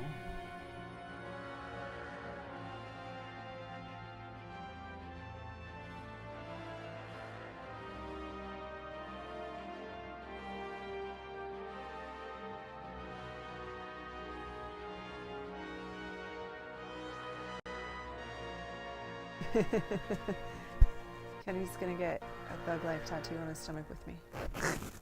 Great. Do I have to do that one too? It's gonna be a long weekend.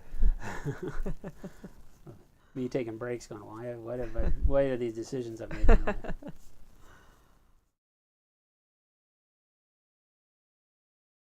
Back by loops around by the fin of the turtle.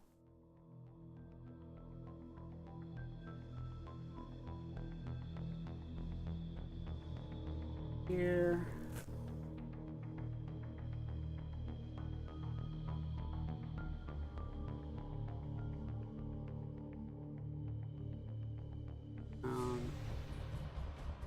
Here on my forearm is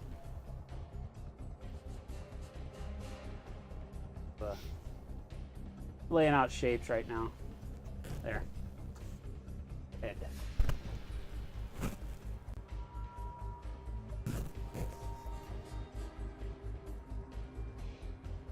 Again, somebody had asked about painting tattoos a while back, and you know, I had shown you how I go about it, and I'm doing exactly what I showed you in that lesson, which is you go in and you get your shape figured out first in an outline sense. And I say outline, it's not really, it's a silhouette, right? Maybe that's the better term, is silhouette of the shape. And without any details really, other than, you know, the extremities of it. You know, does it have legs or flippers like we did with the turtle, and you know, the volume of it, if it has breadth and length and depth, you want to get all that sized out. But you're not worried about shading and all that crap right now. And that's why I always look at it as if I'm painting like a shadow layer as far as choosing my color. So this olive will be really good, not because there's olive in my tattoo, but because it'll give us a nice shade color for the greens and blues and everything else that I've got to put on here.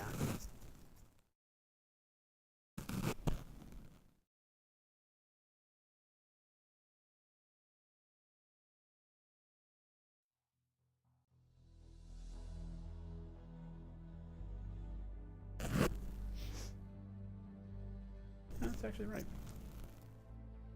I'm actually doing this. Hey, Mom, are we doing this? We're actually doing this. We're doing it. It's happening. Doing it and doing it and doing it. Wow. Now I'm going to add the volume to it.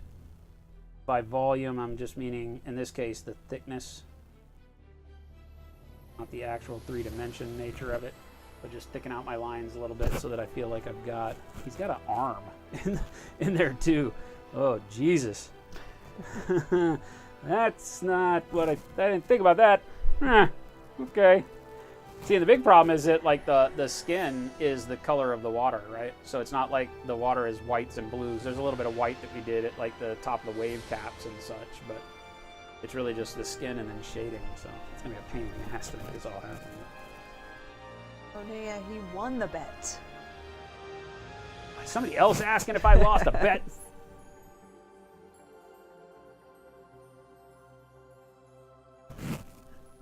What are you talking about? This is my there's a man in control of his destiny that you're seeing right here.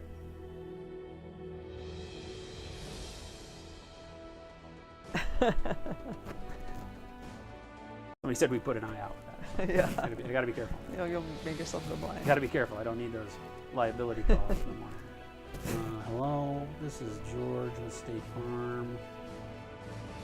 I've had a complaint.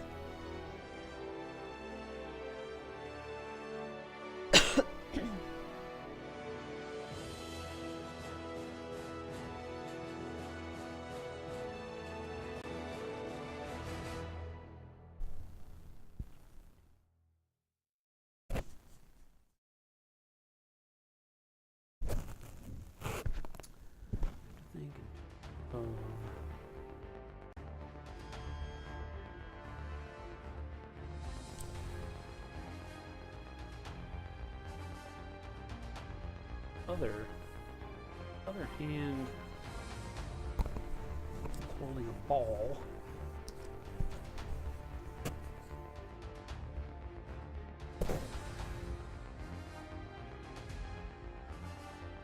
Somewhere in this vicinity. Like, his other hand comes off like right about here. And then it's holding a ball. Gonna go ahead and paint a little ball here. Worry about details on it as we go. But he has his hand holding a like a crystal ball off to the right. Not that you guys need the reference, but that thing right there, right? Oh yeah, look at that. That crystal ball kind of right before his face.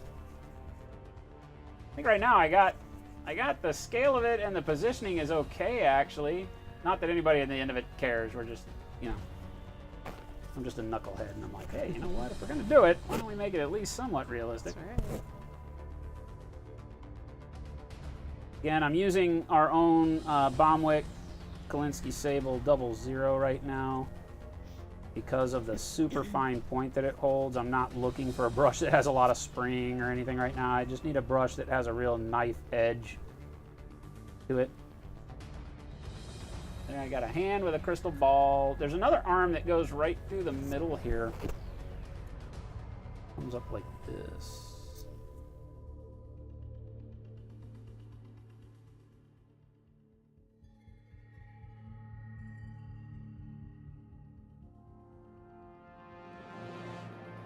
There's the claws out here. I'm gonna have to pretend that there are claws on that arm for now. And then his tail does something. What does his tail do? His tail comes around. That. Tail is. Guess I should finish this before I start adding more shit.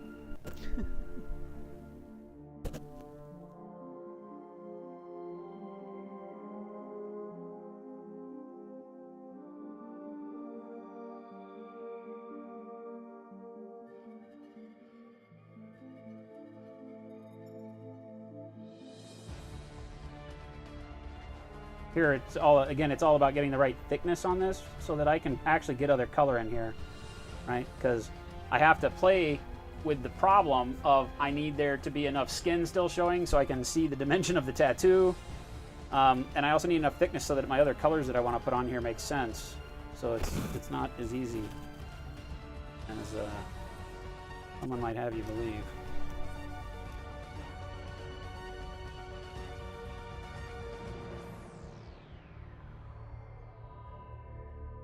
Brow line on this.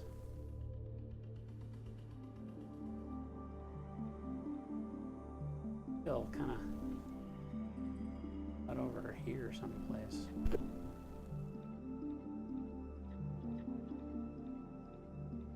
May not get a tail. About like right.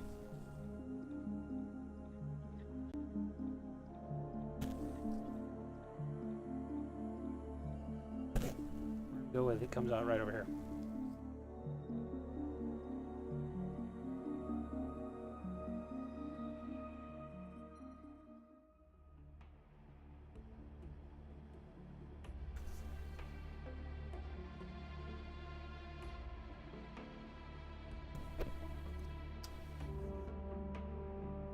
Oh, good about all that. Wait, where's your microphone attached? Right here. Why can you not hear me? Well, no, it's just when it Is it when rubbing? the thing hits on. Yeah. Oh yeah, hang on. Let me see if I can clip it to the thing.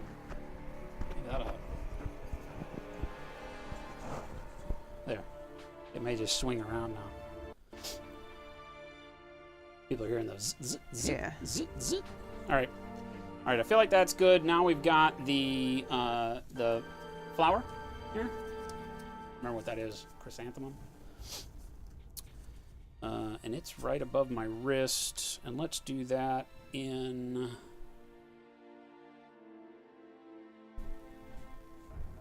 Purple.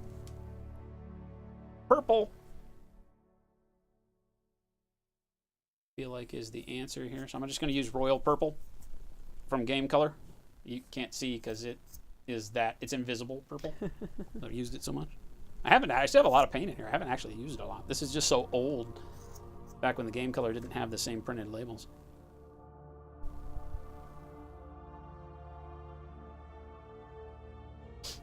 All right. Now this is on the top dead center of the wrist, so it's right in here. What we're going to want to do, again, is just kind of make that general shape. Get a circle going.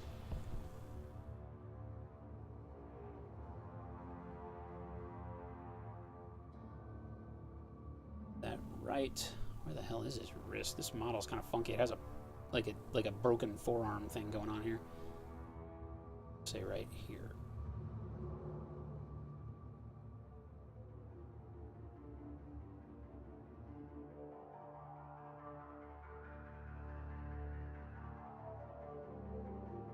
Right, and then it just kind of... Good God, are you kidding me? What idea was this?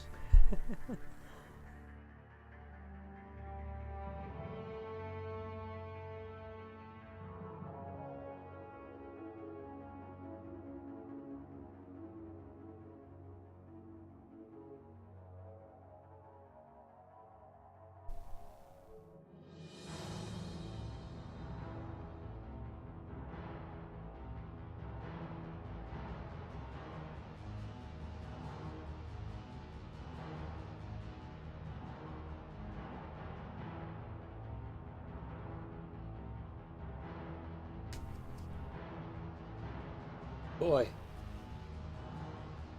See any of that? Anthem? Petals? That's hardcore. I'm not gonna lie. Making my old eyes hurt. Damn spilled mahogany bottle is making it to where you guys can't see, so I apologize. This is not something that I can angle for you because it's all about where I can get the brush on it. This is no joke.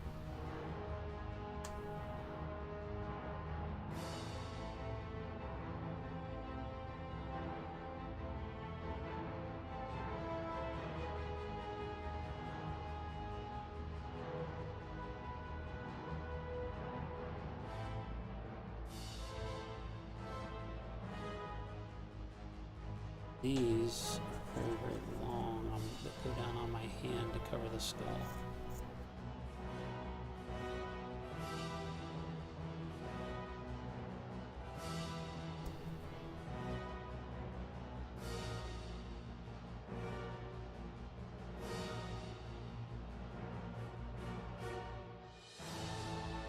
Notice how on stuff like this I'm having to turn the model in crazy ways so that I can get the brush. The problem, if you've... Anybody out there ever done calligraphy? If you've ever done anything like calligraphy, you'll know that the way that the brush moves, right? You have to continually... If you're left-handed with calligraphy, you always had to turn the paper a little bit because they didn't make left-handed calligraphy pens. They did, but they were very hard to get. So working with a right-handed tip, I always had to turn the paper to get the nib because the angle always counted. Same thing with a brush, because the way the brush, when you press it, the way it releases the paint and creates an angle, you've always got to kind of turn to do a curve. So here I'm going to do, you know, I need to get a curve that goes like this, right? Like a U shape. But I got to turn it like this so I can get the beginning of the U over here. Oh my God. And Light and Passion, he already has that in the plan. What's that? The paint on your phone. Yeah. Yeah. We just got to pick colors. Should I do it in the colors that I'm painting the model in? That would be kind of funny. Yeah. It's like you painted yourself.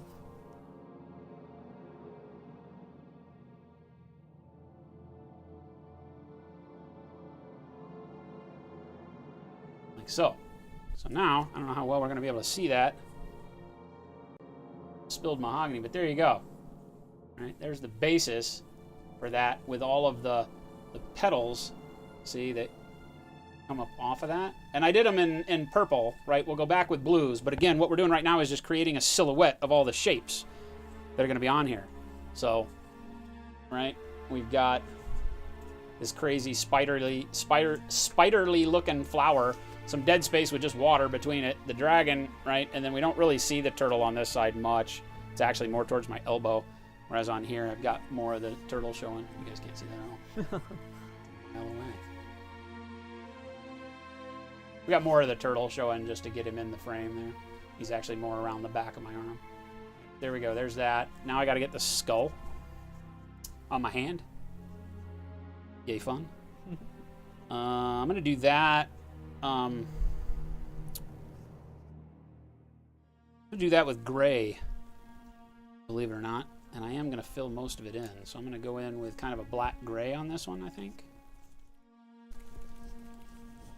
Right. And then we'll just highlight back with flesh and lighter grays and the golds for the eyes. Yeah, right.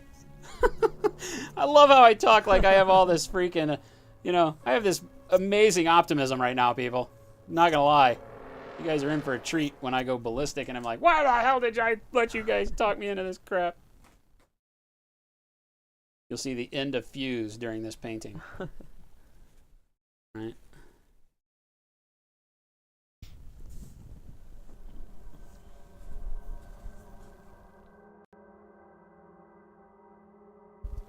An aberration. So this is a self-portrait. These are the, what are they called? The Hero Forge models that, that Kenny was giving away, like, the special coupons for and stuff. And so he hooked us up to be able to make our own models. So Rob's got one. I don't know if Rob got a model. Did Rob get a model? I feel like Rob had a character and had a model. So, and this, of course, is me. And that, hence the reason, Killing Time Painting in chat is the one that started putting together this model on Hero Forge. Hence the unicorn hat for tonight, because he's got unicorn hat for Superstar over there. And but do I have my own model? No, I do not. Came with a crystal ball in the hand, and we sculpted the. This is just a paperclip. Hey, somebody that we likes bent. us. Hi, Esther. What's going on? Thank you for the follow. This is just a paper clip that we bent, drilled in, super glued in, and then I just went in with a little bit of epoxy sculpt and made it look like a bomb. So that's going to be a bomb. I have, if you can see, there's a bunch of little bitty pieces of clay that I've done that are drying and curing over here. Those are the burning part, the little spark for the fuse. What? On the bomb, so it'll have that, but they didn't dry in time for the stream, so I'm gonna have to put those all on it early or later. But it has a little ball of clay, and then I'll glue all those little things so it looks like a sparking ball. I'm sure those will break and never be on there again, but it'll be fun doing it. And we sculpted the brushes. These paint brushes were actually arrows and a quiver, and so we went back in and added a handle, and then the brushes I sculpted on, I don't know, Tuesday? I think we did that on Tuesday. We sculpted this to look like paintbrushes in the quiver instead of the arrows. So we've got all that, and then, of course, he's spilling a bottle of mahogany. That's going to be fun. And right now, for some reason, I'm doing the torture of painting freaking tattoos on my hand and arm, and yay, fun. So But see, KTP, I think that's why I should have one, because I am a badass. Did he say you're a badass, you don't need He one? said I'm too badass to have one. Oh, great. So that was a backhanded compliment to me, right? Or a backhanded, that was just not even a compliment at all. Which way does my skull go? I always look at it wrong. Nabration said so. It's a heroic version of Sophie's, so kind of like a 3D Napoleonic portrait. Yeah, there you go. Except I have to Hey, paint Max. my own. If I were important, somebody else would be painting this for me, right? Not the way that works.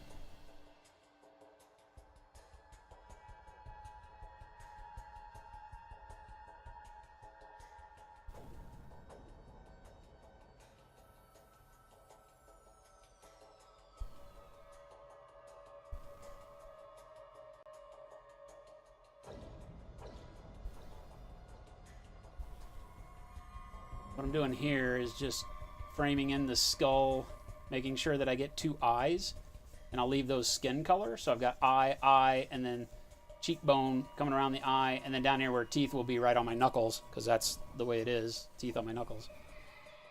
And I just want, again, to find a shape that works. By using the gray, I can not only get that shape, but I can also get my kind of first color. So can you guys tell what's going on there?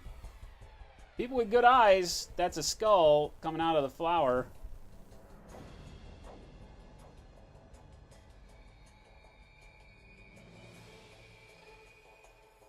Somebody can see it, otherwise everybody out there's going, yeah, right. He's literally just throwing paint on a model. Let me have one of those porno magazines. Large box of condoms, a bottle of Old Harper, a couple of those panty shields, and some illegal fireworks, and one of those disposable enemas. Well, huzzah! Make it I'll two. just throw back my legs and pollute my britches with Thank you, delight. Max. Max paid 6 freaking months. Thank you, my friend. All right, let me see. I don't think if I come up this way, sometimes the camera will go ahead and give us the beauty of a focus. I don't know if it will or not here.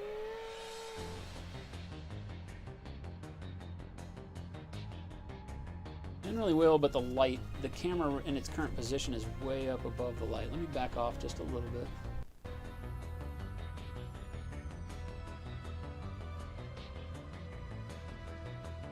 Yeah, if you can see, you can at least see the eyes.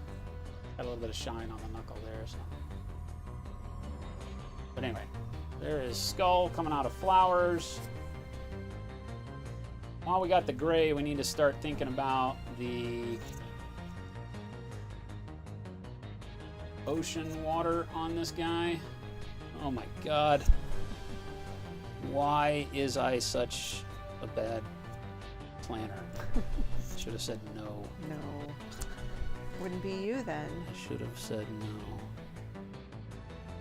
I figure out like how we're gonna do this. 'Cause I do want to kind of get the water now that I have the shapes on there. I want to get the water kind of outlined and how it's going to be. This is going to be the hardest part of the whole damn thing. Is going to be the waves and such. So I'm not going to make them like they are on my tattoo because they go over and bisect a lot of the creatures and such. So that's going to be near impossible to do. So what I'm going to do instead is just kind of give us some life to them out here. And I'm just going to very, very thin paint.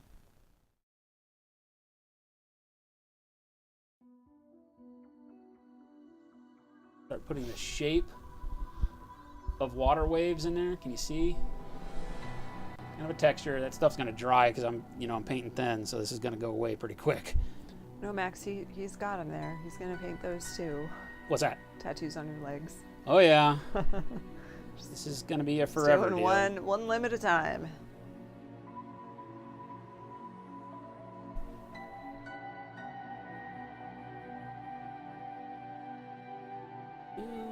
Play my cards right, what this will do is it'll build up paint at the end of my brushstroke, right? And by letting that paint build at the end of the brushstroke, oh yeah, check it out, you guys are getting it good.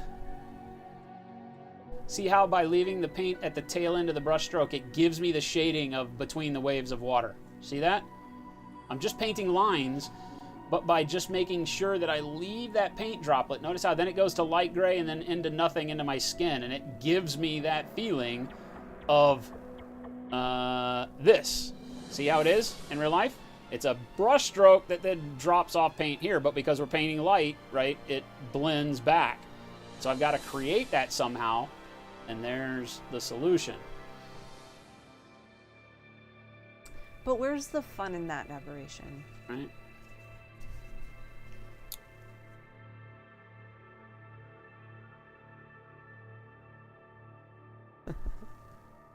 Again, the key here is don't get carried away with thickness of paint. Change my brush stroke direction. Holy hell, this looks really good. Let's not get too carried away, but I'm liking this.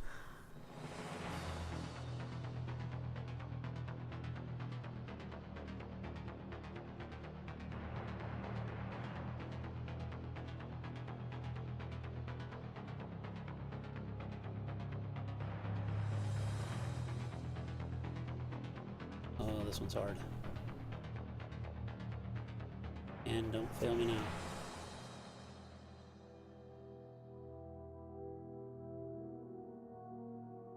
Hey, somebody likes us. Hey! That's funny.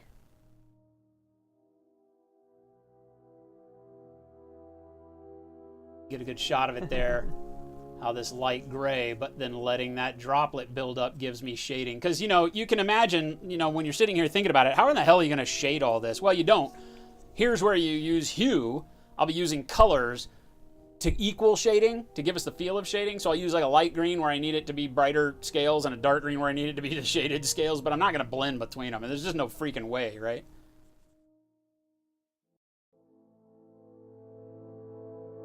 But that's what I'm able to get out of the top there as I blend in between all that, which is not too dissimilar to reality. Don't lie, it's not bad.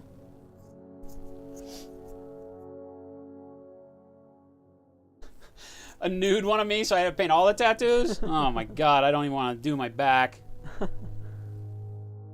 Although the arms, well, I don't know. You know what the worst one is? Is the back of this calf. My Virgin Mary. That's amazing. It's the one that everybody like wants to grab my body and like, you know, hey, can I take your pants off and see your leg? Kind of thing.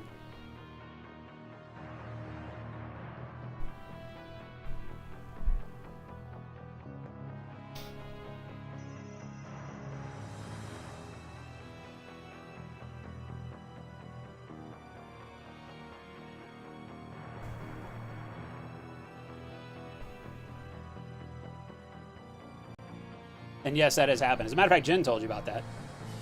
One lady stopped us in the Home Depot for crying out loud and was like... I thought she was just being rude. Yeah. Like, I'm trying to get something off of the shelf and you're in my way.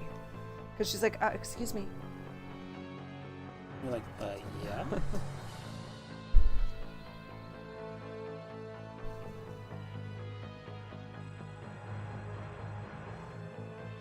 She's like, can you take your sock down? What? You know, when you have tattoos, you sometimes forget. Not that you have tattoos, obviously, but just that, you know, that there are people that are gonna, you know, look at your tattoos and be like, hey, what is that that's going on? I forget that I have pink hair all the time.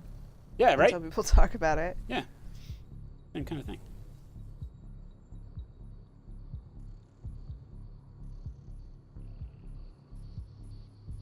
And I want to do... God, this is gonna suck. Getting in here.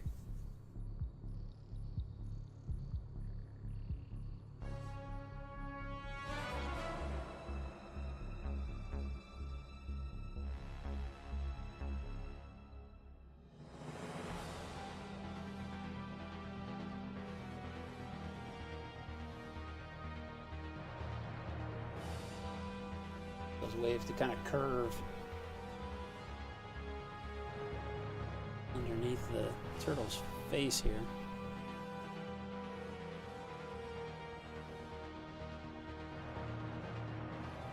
So, and again, I'm just using black gray, guys, so, you know, because of the scale, I'm less worried about how this looks at 3 feet. You probably won't even be able to tell these exist at that kind of distance, you know, when looking at the miniature. I want this to be more of an up-close thing. Because if we try to go for super contrast on this at this scale, it's almost impossible. I can't imagine how I could do it. It would look like a bunch of lines. Then he said the major feature of his left arm is a Virgin Mary too. But he said, bet mine is different than yours. Yeah, mine is carrying the dead baby Jesus with an AK strapped to her back and a detonator and dynamite across her chest. And she's wearing a shimag or whatever it's called. Hijab. Huh? Hijab? Is it a hijab? I don't know. I think it's a shimag. It's the thing that all the like the terrorists wear with the diamond pattern and all that. Oh. I say terrorists. The U.S. guys wear it too. It's just a standard head garb, but it's not a hijab. The hijab is the standard female thing, right?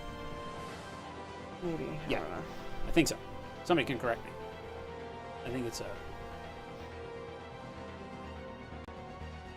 Yeah, it's just like the head cover. Yeah, just... Mine's the one that males... Okay. Females would not be wearing it. Oh, gotcha. Goes on the chocolate t-shirt. To the back of his legs.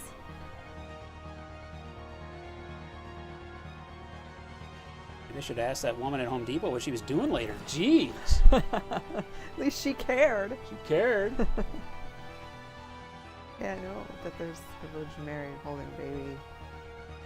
I was at a sandwich place getting Jen and I sandwiches for lunch one day, and there were a bunch of Marines in there from a local something or other. Yeah, there's a training facility right down the street from that place. So there's a whole bunch of Marines, and then there was a woman behind me and her business partner, and she was like, "Excuse me, can I ask you what that means?" Pointing at my leg with the Virgin Mary on it. And I was like, "Oh, well, that's the Virgin Mary." She goes, "I got that part." She was very abrupt about it. I think she was very disturbed. And I go, "Well, and that is a dead baby Jesus, right?" And I was like, "And that is a suicide bomber jacket that she's wearing. That's an AK-47, and that's a belt of 7.62 ammo." And she's like, "So what does all that mean?" And I was like, "Well, so I feel like religion causes a lot of strife in the world, so I just kind of threw it all together in one deal. It's not anti-religion by any means." And some Marines started listening in, and she got all hellfire and not hellfire and brimstone. She was very positive. Yeah. She was like, "You preach it," because when I started talking, she was like, "You tell it." She goes, "You need to preach, son." I was like, yeah, so that's not in my future, but yeah, I like my tattoo.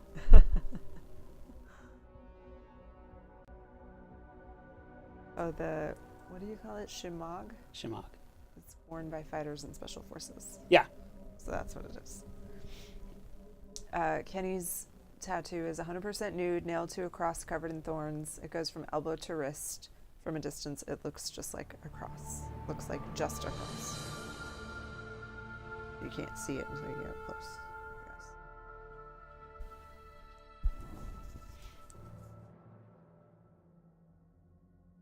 I'm going to make some of these curved. Obviously, I'm not going to get the Japanese wave tops, you know, the spindly fingers of wave tops in here. That ain't going to happen. Sorry, guys. Sorry, guys. Love you. Don't love you that much. That ain't going to happen.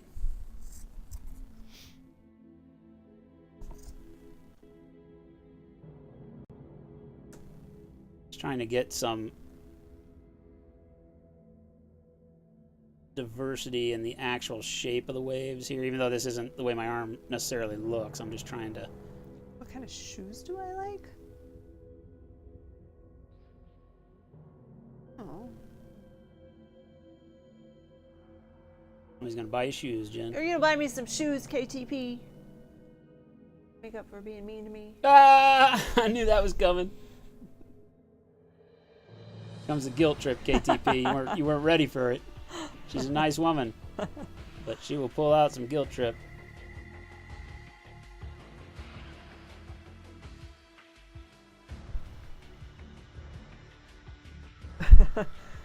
So when Renee said, wait, the Emperor isn't big on religion either. He's old, so is Jason. Are you the Emperor of mankind? Hey, hush. You hush your mouth, son. It's not a discussion we're here to have tonight. He had black hair. Mine is a nice salt and pepper brown.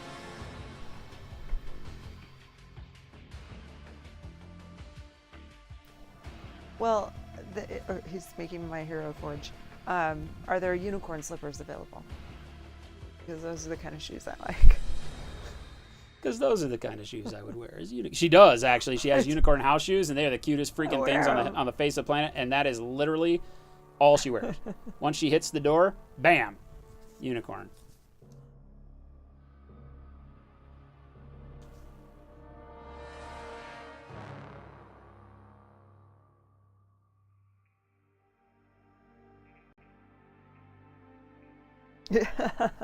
They figured you out, Drago, so that may be how you've done so many different jobs and been in so many industries. Could be. Because you are the Emperor of mankind. No, it's just because I'm an idiot and I never held any one job long enough to be uber proficient at it. My curse and my blessing has always been that I wanted to try everything. So I've made that come true. I've done a lot of crap, but you know, I never have become like 100% at any of it. I don't know, you're pretty good at a lot of things. Well, but there's a difference Most when you do people those can't- things, and a lot of the things that I try to can't do do. and have done in my life have been things where I've learned from artisans how to do it, and I've never reached the level of those guys. Welding? Nah. The guys that taught me how to weld, showed me welding, can do shit that I'm like, I still, to this day, have no idea how they do the things they were trying to teach me to do. And luckily I learned enough out of what they were teaching me that I could do some stuff. But nah, it's, you know, it's like everything I've done. It's just kind of the thrill of wanting to learn enough about it has driven me to do it. And I think that's great. I wouldn't change it, you know? And people would ask me, like, why did you stop doing that thing? I was like, I got old. I wanted to do something else. Like, but you were good at it. Why did you keep, like, because I wanted to go do something else. I don't know. That's why it's a curse and a blessing. The blessing that I've always wanted to kind of strive to figure out new things and all that, but it's also a curse because there are some things that I wish I would have put my all into and really, you know, become more proficient at it, I guess you would say. I have proficiency in a lot of things, but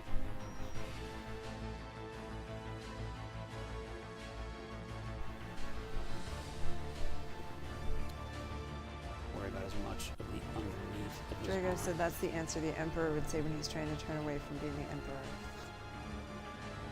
And John Patrick McPhee said only the Messiah would deny his own divinity.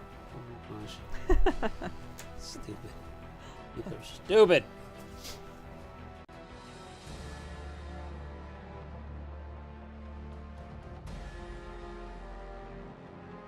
You guys feeling what we're doing here on the arm? Are you picking up what I'm putting down? Is this helping you guys at all, or is this just like rarefied air painting right now? Am I? I think everyone's probably just getting mad that we're able to paint tattoos on such a tiny surface. Alright, so anyway, that's how I like the water. I feel like I don't, at the end of the day, I'm probably not going to have to do a lot to that. We'll see when we go back to kind of blend it all together with a glaze of skin tone. But as it sits right now, that's looking pretty good.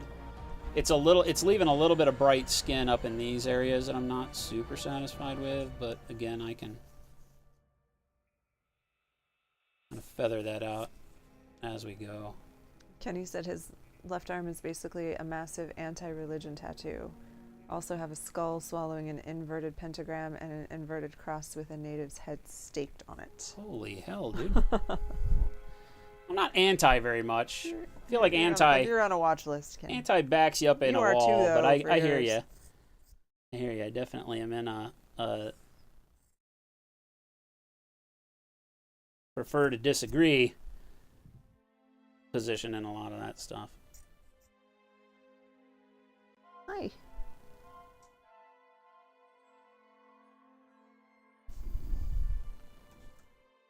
Right. Bingo. Water. Shapes. Arm. Now, of course, the shapes we got to do a lot of work on, right? But I'm happy with the way the water is. It's not exactly like my arm, but if I were to, You know what? I think it's awfully close. if you considering. kind of look at what we're up against, and now I can't show them both in focus at the same time, right?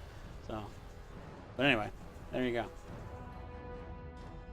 Got some good transition and shade out of that gray simply by using one color really thin and using what we normally don't like about thin paint, which is that when you make a brush stroke and you lift the brush, it leaves a lot of that thin paint at the end and it darkens it up. So you've got a smooth stroke that ends in a big egg of paint. And so then you have to go back and blend that back in, and it takes time. And a lot of people, that's what really is a struggle for them. I can't believe I'm talking to them with this hat on. Like, right, I'm trying to be all serious. Like, here's something, learning with Fuse, you know? It's like, dun dun dun! It's like, the more you know. It's like any other weird thing that you've done, like your Rob Boss. Yeah, but this one's hitting me for some And reason. your- Because out of the corner of my eye, I'm like, who the hell is Skinny taking me Boutte. seriously right now? Right? But hopefully you're seeing that. This is just black gray, and by going against my better judgment in my brain, because the way I paint says don't leave that droplet of paint there, that sucks. But because of the way the water and stuff on my arm looks, where it goes from like, this arm sucks because it's not very good.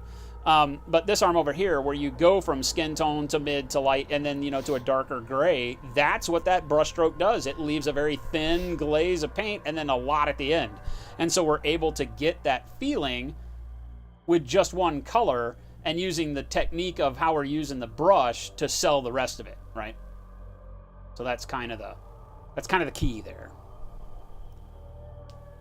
John Patrick McP said the best tattoo I've ever seen was on a home improvement show. One of the carpenters had 10 blank lines on the inside of his left forearm.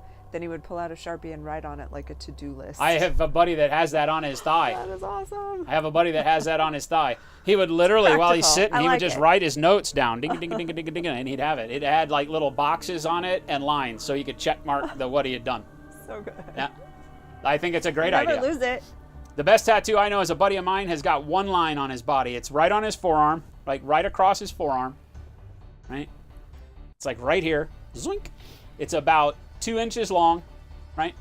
And it was his first tattoo he ever went to get. And after that person did the first line, he got up out of the chair, paid the guy, left, and never went back. He said it hurt worse than anything. He's a big dude. And he said it hurt worse than anything he'd experienced his entire life, and there's no way he was, because he had a big, like, full forearm tattoo he was going to get, and now he has the one line. Is it the only, that's the only tattoo he has? That's all he has. He wwent in, he had this whole idea of getting his forearm done. He went in, and he just got the first line of it, zoinks, and he got up and was like, just paid, and was like, I can't do it. And he left because of the pain, and he never went back, never got another tattoo. Wow, that's a Friends episode. They went and got, Phoebe and Rachel were going to go get tattoos, and Rachel got hers, and Phoebe, they made a little dot, and then she said stop, and she couldn't do it. Yeah. So you hear all those tales, but he's like the living proof that actually does happen. That actually does happen. Born to kill on your helmet and wear a peace symbol? What's that supposed to be? Some kind of sick joke?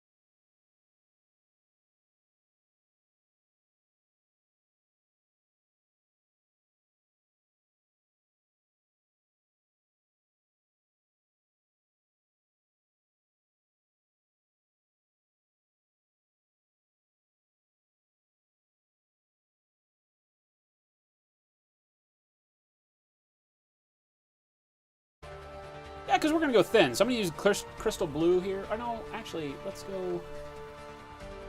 I think I'm Viking. Yeah, let's go Viking blue. Somebody use Army Paint or Viking blue here. Because we're going really thin and we're going over purple, I can play with it a little bit and have it be darker than I really want it, right? Because I can let more of the purple show through. As opposed to going in with a really dark blue, because the dark blue isn't going to be much different than the purple, to be honest. I mean, look at this, you know. Yeah, right? Like in around where all the purple gets deep, it's hard to even tell it's purple until it whips out onto the petals of the flower here, so. All right, everybody clench your butt cheeks. Here we go again. You don't really have to clench your butt cheeks. I don't want anybody to go have like health issues because you sit there for 30 minutes with your butts clenched. But it might help, actually, so. Oh, God. Good for like some abs or buns of steel. Yeah, right. Everybody needs a buns of steel video right now. They don't need it. Watch you paint.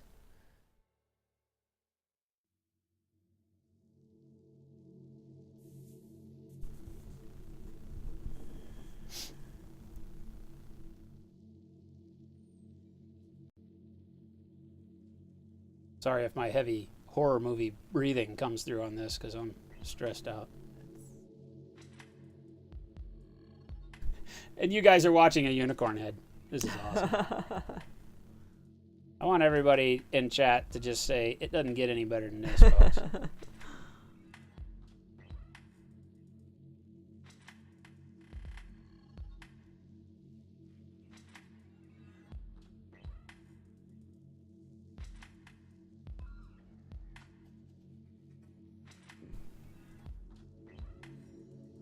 Little bit of blue highlight in there. Represent the tops of the petals as they curve around. Drago, I like it. Drago said that she thinks Funky Hat Fridays should be a thing here. We have tons of hats. Yeah. We do. Yeah.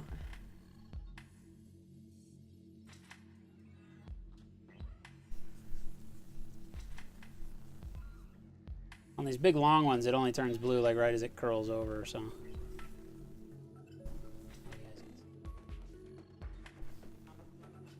I can't see what I'm doing, so.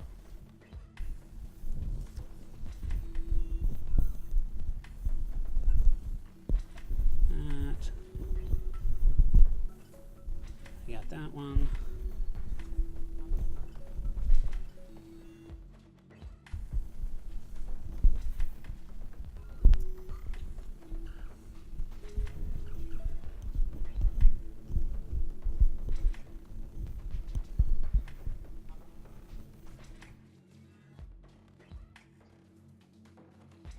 Relax my pinky because his hand starts shaking. That's a no-no.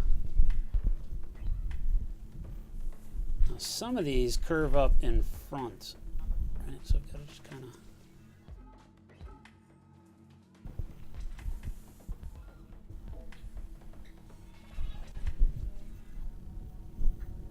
Like that. It's actually starting to come alive. I dig it. The nice thing when you do something small like this, you don't have to use a lot of color. The hard thing is that you're going to want to use a lot of color. But if you use a lot of color, you'll run out of space real quick and you'll turn into a big blob of paint on there and you'll hate yourself. So I'm just going through and very, very kind of sparsely trying to add in. Even just a drop of blue, like just a brush width of blue. Brew, I said there.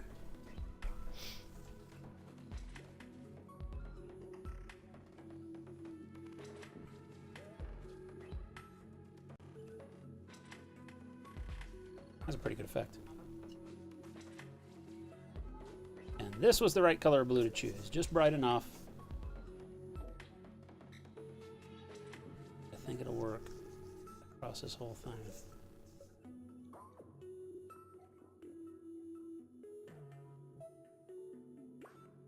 And start shaking if I'm not careful.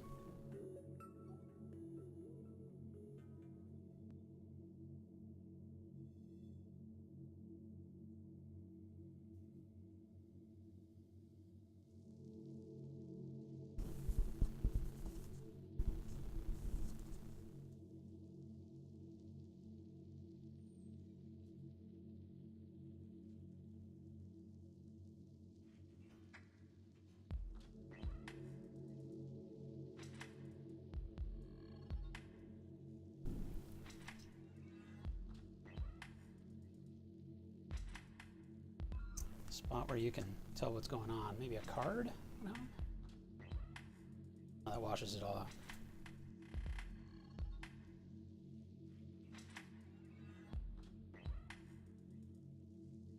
It looks so good. A little bit of blue in there. Hopefully you guys can catch it. Right. My flower. Of course, the one on the model looks a lot better. It looks a lot fresher. It's got bright color. Mine are all dull. There you go. Not mad at that. Do some dragoning. What do we say? What time is it? 8:30?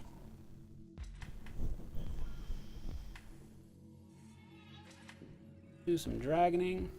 I'm gonna give away a gift certificate, so let's also start up a raffle. How about it? Celebrate our first Friday to celebrate the fact that you guys have donated quite a bit tonight. So let's do a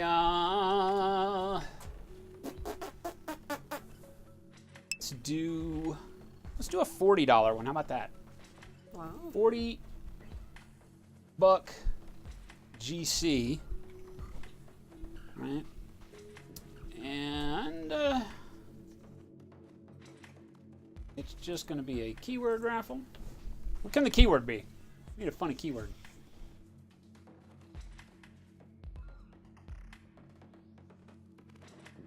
What's a word? Do we just booty? All right, we'll do booty. No. Booty's easy. Oh, no? Not booty? What do we want to do? It's got to be something about the unicorn hat. Limp horn. Limp horn. Limp horn is the word. Limp horn. All right, let's do this one for 30 minutes. 30 minutes. Limp horn. Go. There you go. 40 buck gift certificate on the block. Everybody's open to it. Exclamation point limp horn. There you go. Follow it. Copy pasta. Do your things. Do the thing with the things.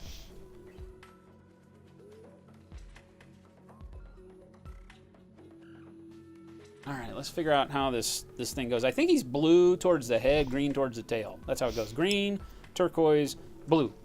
All right? Green, turquoise, and blue. But not the same blue as the flower. It is kind of the same blue as the flower, isn't it? Those were done by different artists. The blue on the dragon's actually lighter, so I'm going to go with the crystal blue.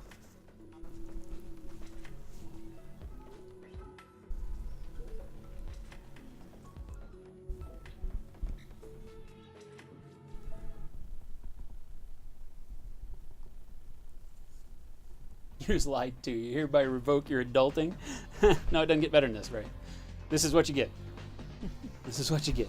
Sad but true, my friend. Sad but true. Look at every moment as if this is the best you're going to get.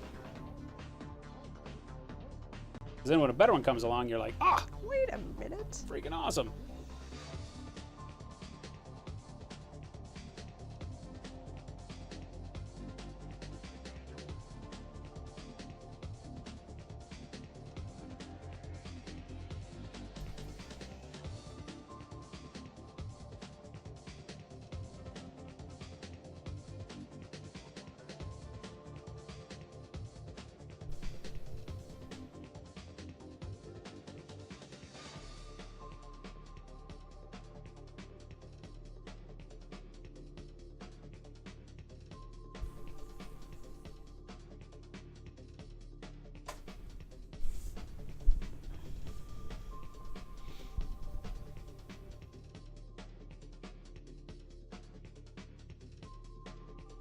Dragon does this crazy fade thing.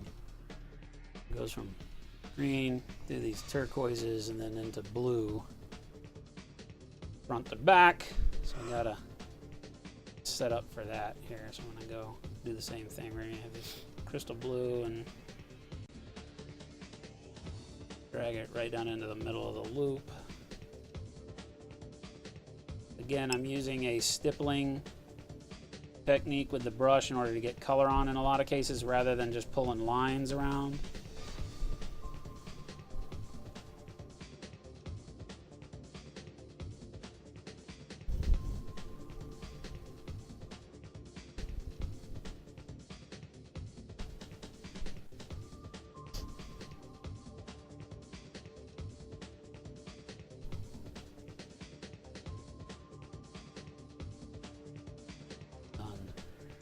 2 passes of blue. Now I'm going to do a 3rd pass, but only up towards the head where I want it the brightest now.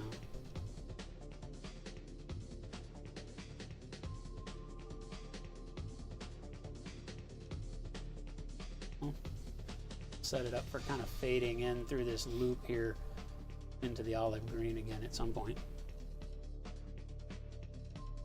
Okay, so the next color needs to be a turquoisey, so I'm gonna grab this. What is this? Emerald. Oh, this is a bad one to show you guys. Why? Because this one's not for sale on the store. Oh. Let's find one that's for sale on the store. Do we have this one? This is probably the same thing. Jade. Jade and emerald are the same thing. It's just your model and game color. So we'll use the jade green from game color. The emerald from model color is not available on the store. We don't want to use things you can't buy from us. So jade green from game color is what I'm going to use for the quote-unquote turquoise between the blue and the green.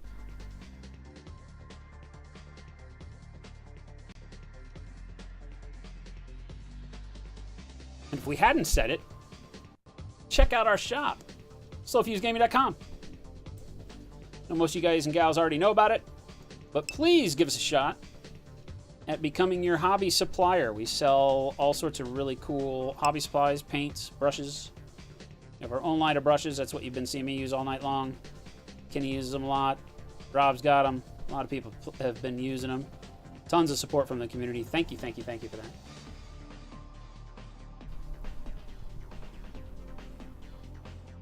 The more I know I've been bitching about this a lot, but I'm really digging this.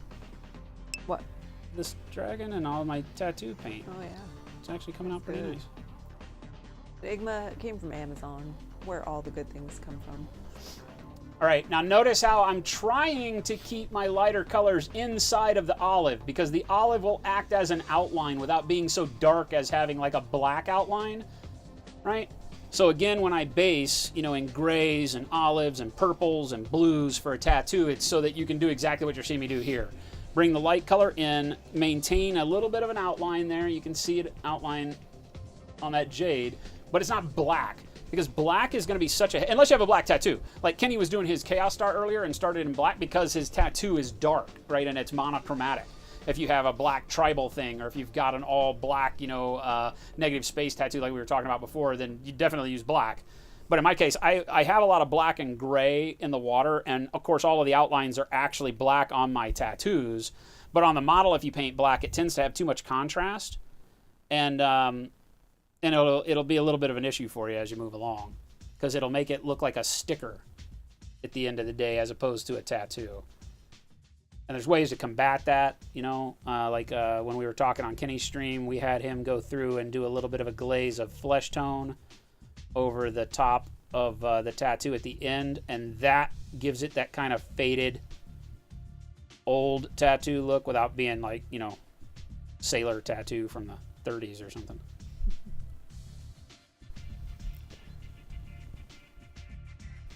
So Enigma asked where you got your hat, and I said Amazon, because that's where all the best things come from. Mm-hmm. And he said, so freaking true, I bought Grease too from Amazon. Yep. Call Amazon and tell them. All the good things come from Amazon. No, they don't. The best things come from slowfusegaming.com. The second best things come from Amazon. Well, slowfusegaming.com definitely has the best things for a specific purpose. But if it's random you shit. know what? I need to get a unicorn hat. Yeah, I wasn't going to find this Then you unicorn gotta hat on have it. slowfusegaming.com, Yep. I will admit. Closest you'll get is a little unicorn sticker. It's also very cool. It is very cool. All right, so I'm going to have that tail in. That then goes around and meets our blue, just like our tattoo does. And then we get blue down towards the end. Ultra Mega Helmet said, I'm really enjoying my bomb wicks. It might seem like a little thing, but the longer handles are very nice. Nice. Make sure that you also check out the brush goop. Yes, if you haven't.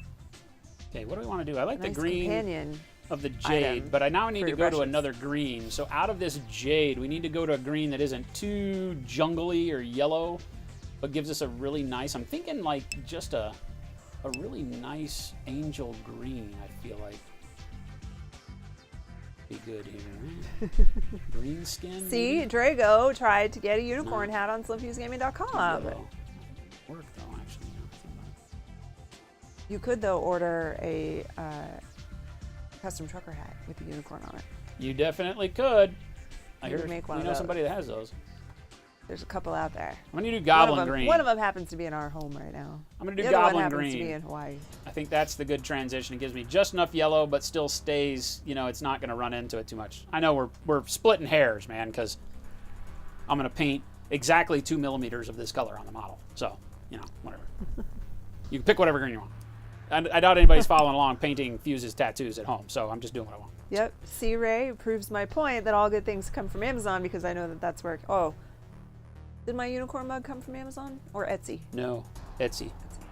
Well, actually, I don't even know that it was Etsy. I think it was a link I found that was a private woman's shop. It may have been like an Etsy-like thing. It wasn't Okay. Etsy. It was another artist thing. But yeah.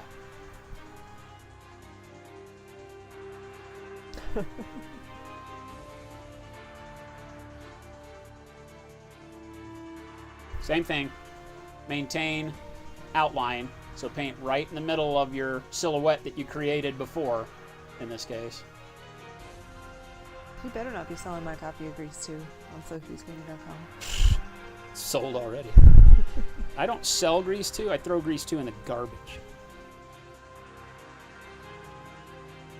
I'm just fighting words. Is she looking at me really mean right now? I feel the heat, but I'm not going to look at the screen. He doesn't know that I have these right now. What? What? What? Did you threaten me live on Twitch? No. Hey, federal. I didn't threaten anything. She goes, I'm not making threats. I'm telling truths. There ain't no threats here. Shoot.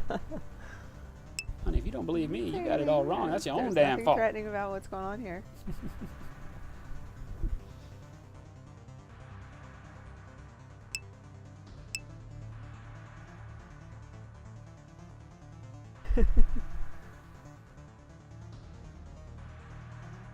Scissor drawer is in the other room. Couldn't possibly hear that from in here. Go ahead and use this same green to start in on the tortoise. Right? Enigma said that it's the bowling scene in Grease 2 that does it for him because the lanes are such a rich mahogany color. They are. It's beautiful. Glad you think that you can try to impress me with these lies. Nothing good about that movie. First scene is pretty good.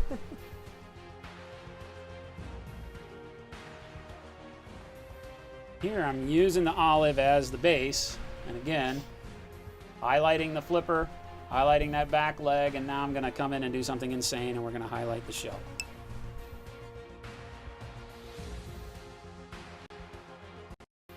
Shell has a trim around the edge, so I need to stipple. PTP, the brush rack is a separate piece, but it could stand alone. Yeah, a lot of people buy It's the a brush rack to stand alone. freestanding, It's made you to know, stand it's just a alone for little- sure. We sell a ton of the brush rack by itself to people. Silvernail just got one, I think. I don't know if she bought it to go inside of a shelf unit or not. I don't know if Silvernail's out in the crowd right now, but a lot of people in chat have got probably a brush holder by itself. So I've gone in. There's a little ridged kind of highlighted thing around the outside of the shell. So I'll go in and just do some dots there of paint around that to give it that feel. Those individual little. The cheese and the brush rack stand alone. Cheese.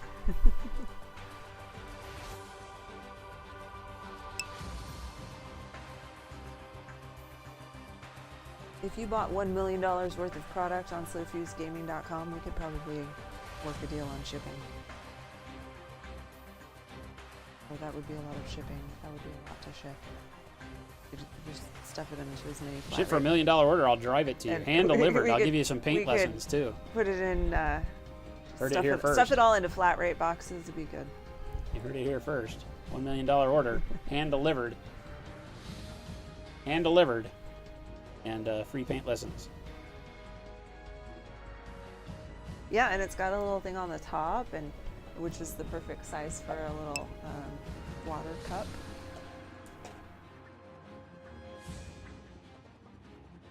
Enigma said that he also he says it's not just a brush rack. You can put all your hobby files and knives and glue on it. Yep. 3 separate ones. Enigma said my daughter just made me get on Amazon and buy a unicorn hat. Awesome. She's a smart girl. She knows good fashion when she sees it. But I'm going to tell you people that there isn't going to be a slew of who wore it best, because I think we already all know the answer to that. All right, so there you go. There is the turtle shell started in. It's so good. Flipper and everything. And then I'm going to glaze over the top of that. Here, let me get the head, though.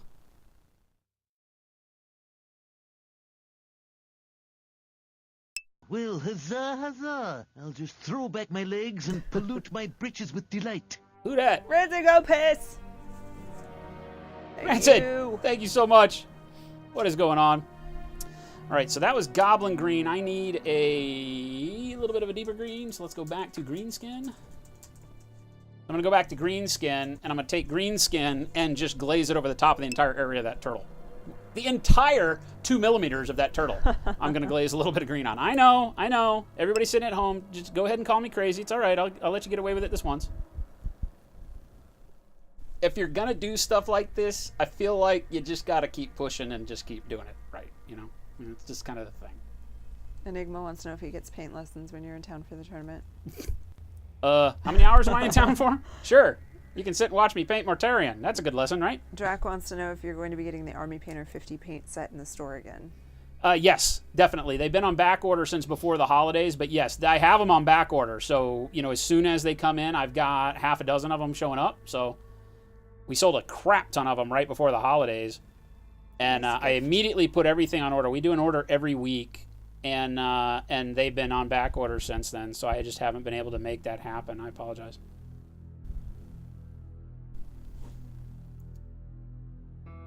So this will just help pull those dots together since I can't blend, right? So when you're working in a very finite space, one of your best friends is going in with very thin top coat filters with these glazes and let it kind of pull those details a little bit together. You can just kind of stipple this green in there and it'll act as a blending tool for you in such a small area.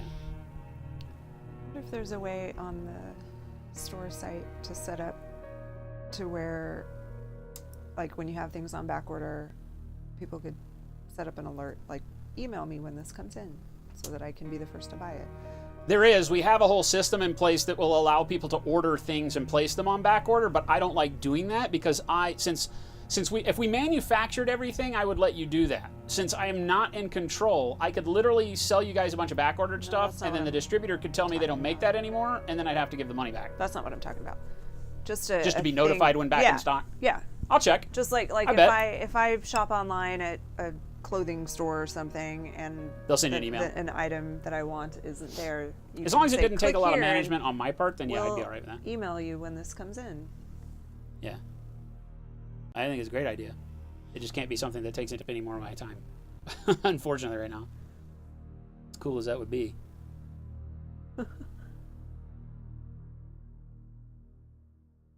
Ray said that when you do resume one-on-one time, he needs his Silver Fox Man Candy painting tutorial. Oh. Whatever the hell that is. Huh? So whatever the hell that is. Calling you Silver Fox and Man Candy. He's saying you're sexy. Oh. And he likes the one-on-one time. Oh, we shouldn't be saying that out loud, right?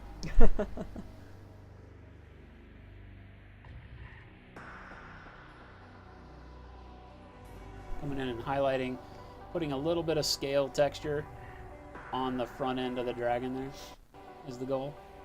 A couple of small lines.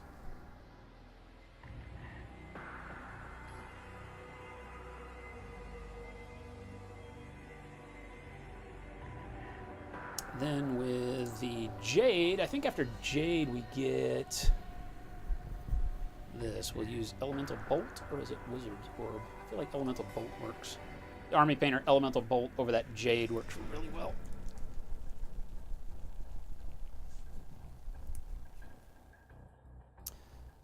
I will do a little bit of highlighting on these, and then we'll take a look at some whip. We'll run a little late. It ain't a big deal. Sorry, I'm jammed up and trying to get some of the detailing done here. Not going to work on the skull tonight. Beyond what we've already done.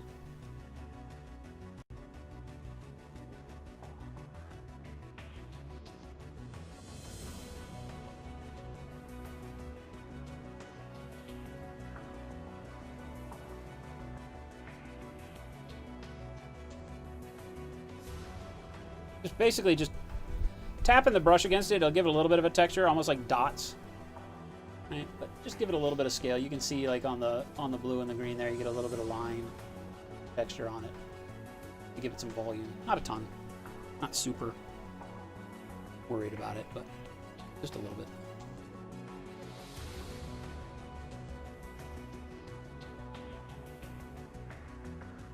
Right. What is his eye? Oh, it's white, of course. And he has a tongue. Of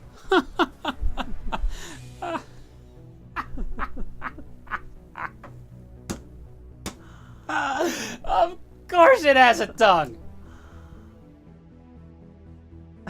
Rat dicks. That's not good. That might that. It's just a bright red tongue. I want a shock of red, you know, because that's gonna make it look like a mouth. So I'm gonna go with. Oh, this is horrible. This paint is old and has rocks in it. It feels like this ain't gonna work. Glistening blood. I feel like that's probably bad. Abomination gore. I feel like ooh, that's good. Dragon red. Bingo. Dragon red. No. Yeah, dragon red. Why do I even have this bottle? Every now and then I pull a paint out and I'm like, wow, really? Like, if it feels like it has rocks in it and you know you've never put agitators in the bottle, just throw it away. Just throw it away.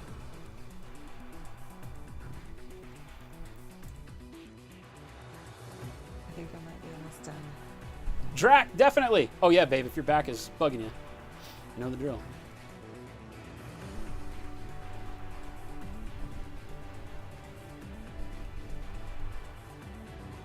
All right. Tongue. You got to stick around for the tongue. I think you're my good luck so far tonight. No pressure. No pressure, but you can't leave, babe. You can't leave, babe. No pressure. I feel like the only reason this is going well is because you're here. You're my spirit animal. Is this the last part you're doing? Well, no, but I'll keep going after this. But for right now, this is the hardest thing I've done all night. Okay, so if you can see right here is the dragon's mouth. There's the lower jaw, there's the upper jaw. I gotta get a tongue in there and not make it look like it's just all filled in with red somehow. All right, I need everybody to stop breathing. Don't make any loud noises. Don't bump anything. Don't bump anything. Clench your butt cheeks, everybody. Cross what you got. Clench your butt cheeks.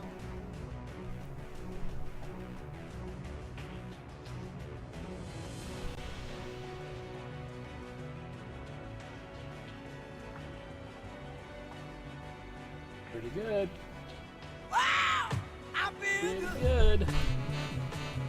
I think I want it to extend outside the mouth. On a Japanese dragon, that's not usually the case, but I think we can throw reason to the wind right now. Do whatever you want. Do whatever the hell I want. And I see that somebody tried to trigger a sound, you bastards. Not the kind of friends we need here.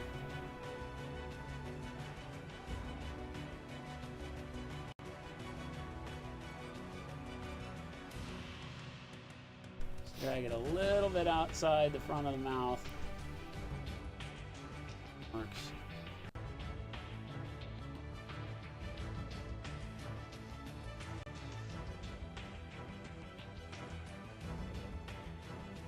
Like that. Needs eyes. Has white eyes. I'm not going to use white. I'm going to use spaceship exterior, I think. Or whatever this is. Yeah, spaceship exterior. Since I only see the butt end of my paints. I'm going to use spaceship exterior because it's kind of a dull white. Kenny earlier was using like, what was that called that he used? Rancid flesh or something like that? from P3. It's a good color too. Same reason I use Spaceship Exterior. Good God, the bottles are hating me tonight. 7 minutes. Limp Horn. 40 entries so far. Keep it coming. $40 gift certificate over on the store or on the line right now, guys and gals. Win yourself a GC. SilFuseGaming.com. Buy whatever you want. Buy whatever you want.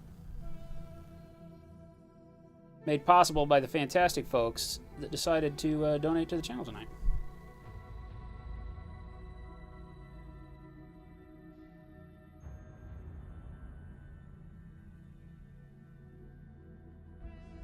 All right. All right. Where's his eye?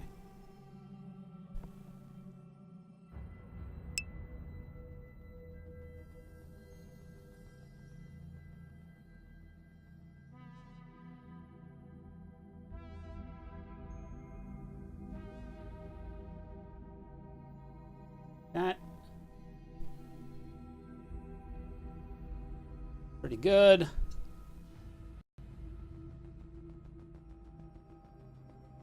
Little big. You know what I'm going to do, though?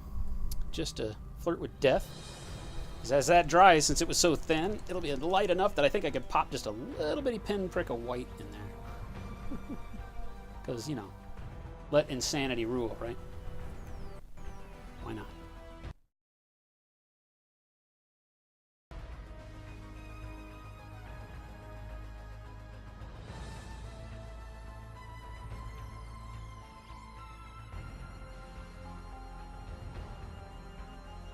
Little pinprick of white to brighten it up. Bingo.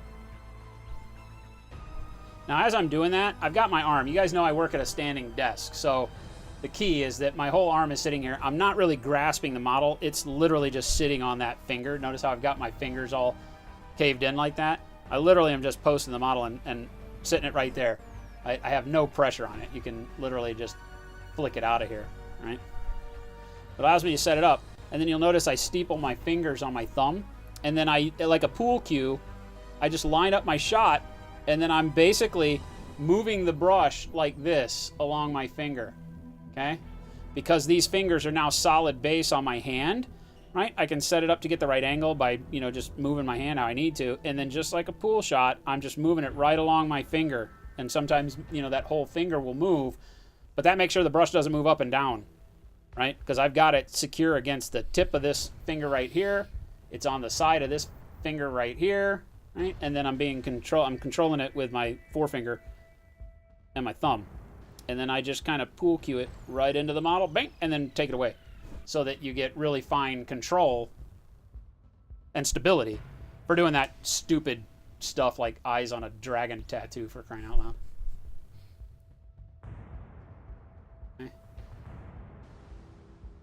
So other than doing a little bit more work on the flower, the blue's dried a little dark, so I'll probably go in with a little bit of a highlight blue, and then the skull on the hand. Right, and you can see the skull on the hand. You can see the eyes and the upper jaw and the cheekbones there. I just need to go do some highlighting on it.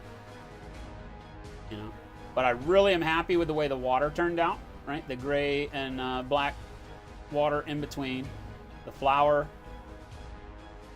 The dragon wrapping around the inside of my elbow like that. And the turtle on the back there. With the scales on the shell and everything, the flipper. Head. And then the dragon head. And I have to work with the dragon head a little bit because he does have like whiskers and shit, but I don't know how crazy I'm going to get. It might just have to look like a gecko or whatever the hell that looks like right now because I don't know how nuts I really feel like making this.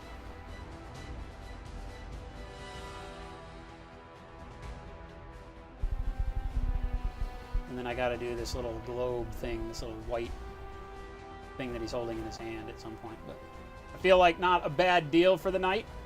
We got a good workup done on the flesh, the basics of the flesh just to get us going. And then bingo. You guys have been asking about tattoos. So good. So that's how I paint tattoos. And that's like the silly way to start showing you because that's a pretty freaking complicated tattoo. Right? And there it is, life size.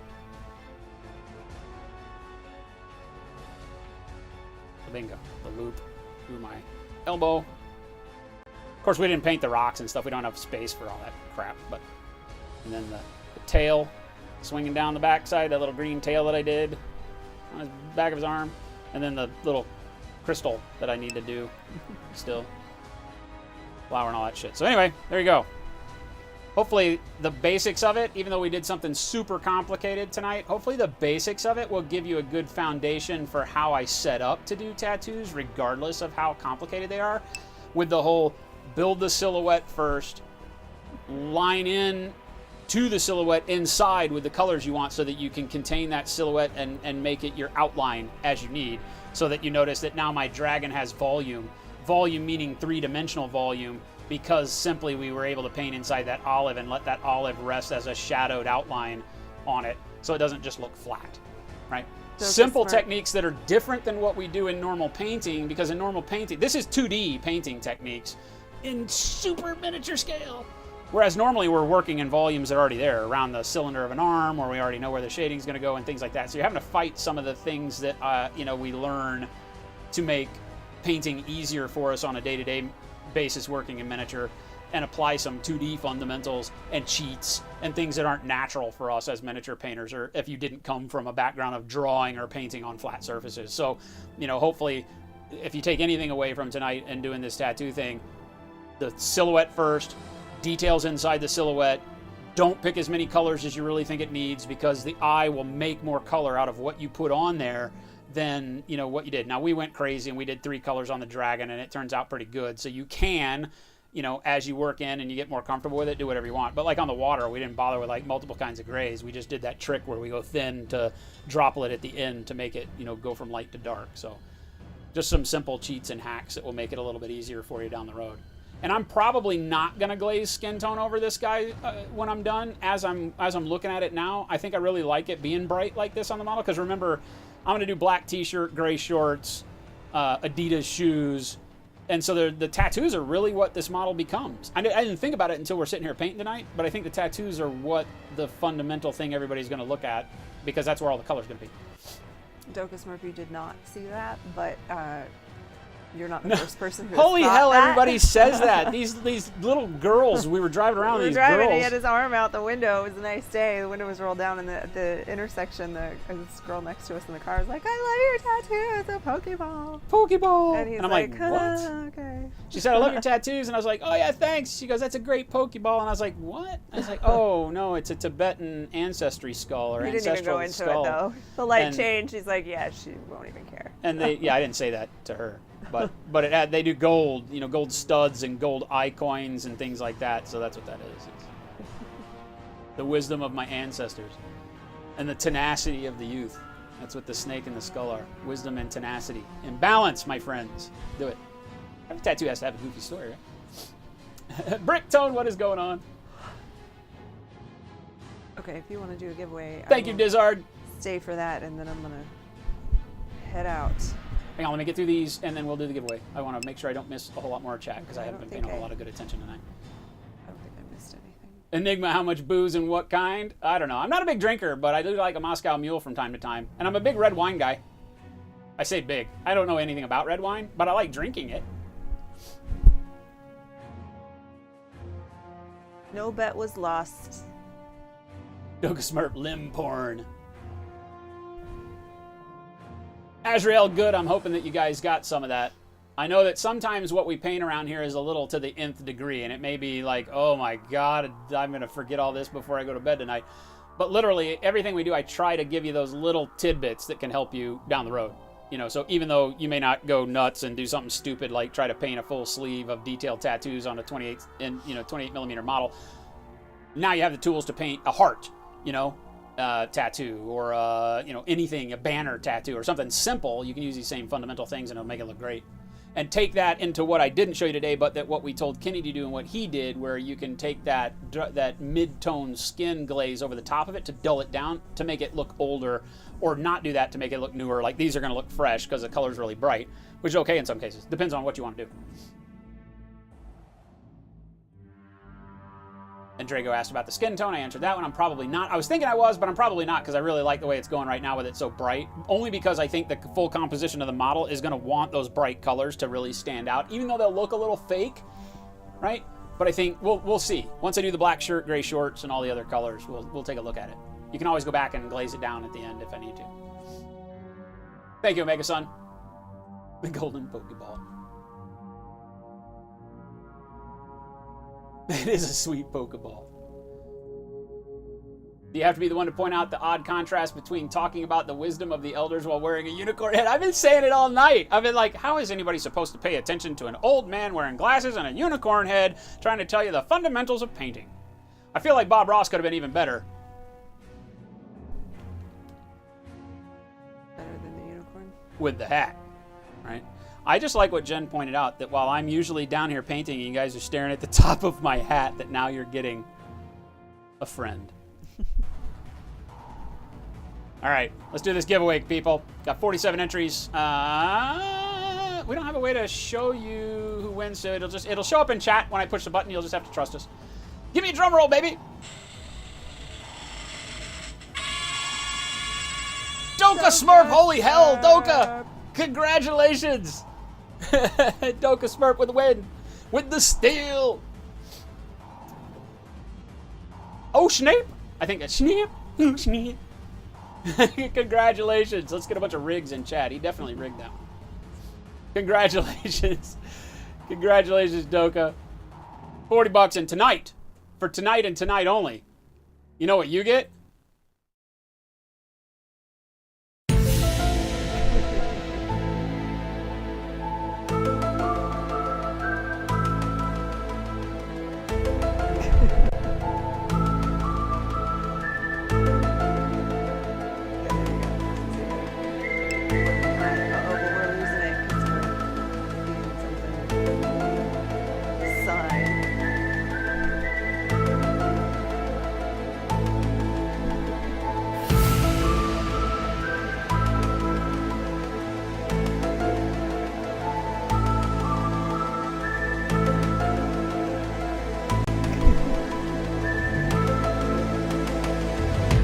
There you go.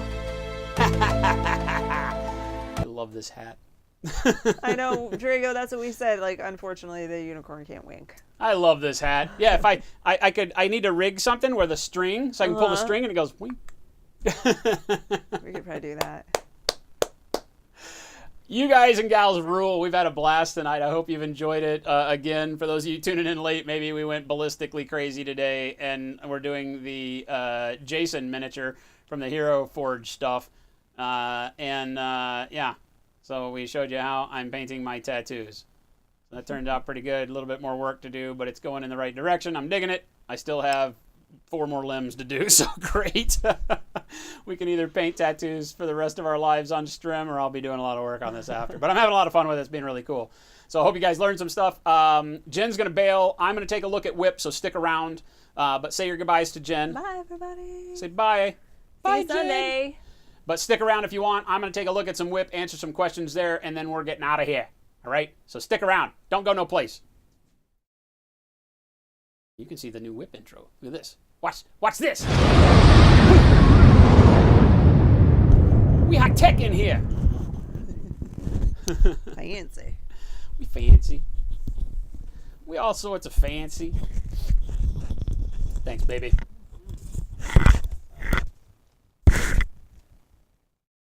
All right, let's get back to where we started. I think this one, somebody might yell at me, but this is where it was at the end of Kenny. I don't know if he looked at everything. If there's something that needs to go back a little bit further, I will, but I'm going to start with this Gilliman.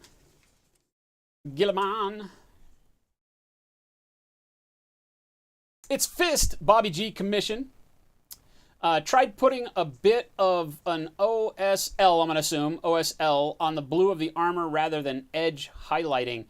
So more of like an edge glow as opposed to a hard edge highlight. It can work really well. I think that on you know, the one thing on armor plating, hard surface plating, let's not just break it to armor, but anything that's, you know, plastic, metal, glass, anything that is a hard surface and is shiny at all.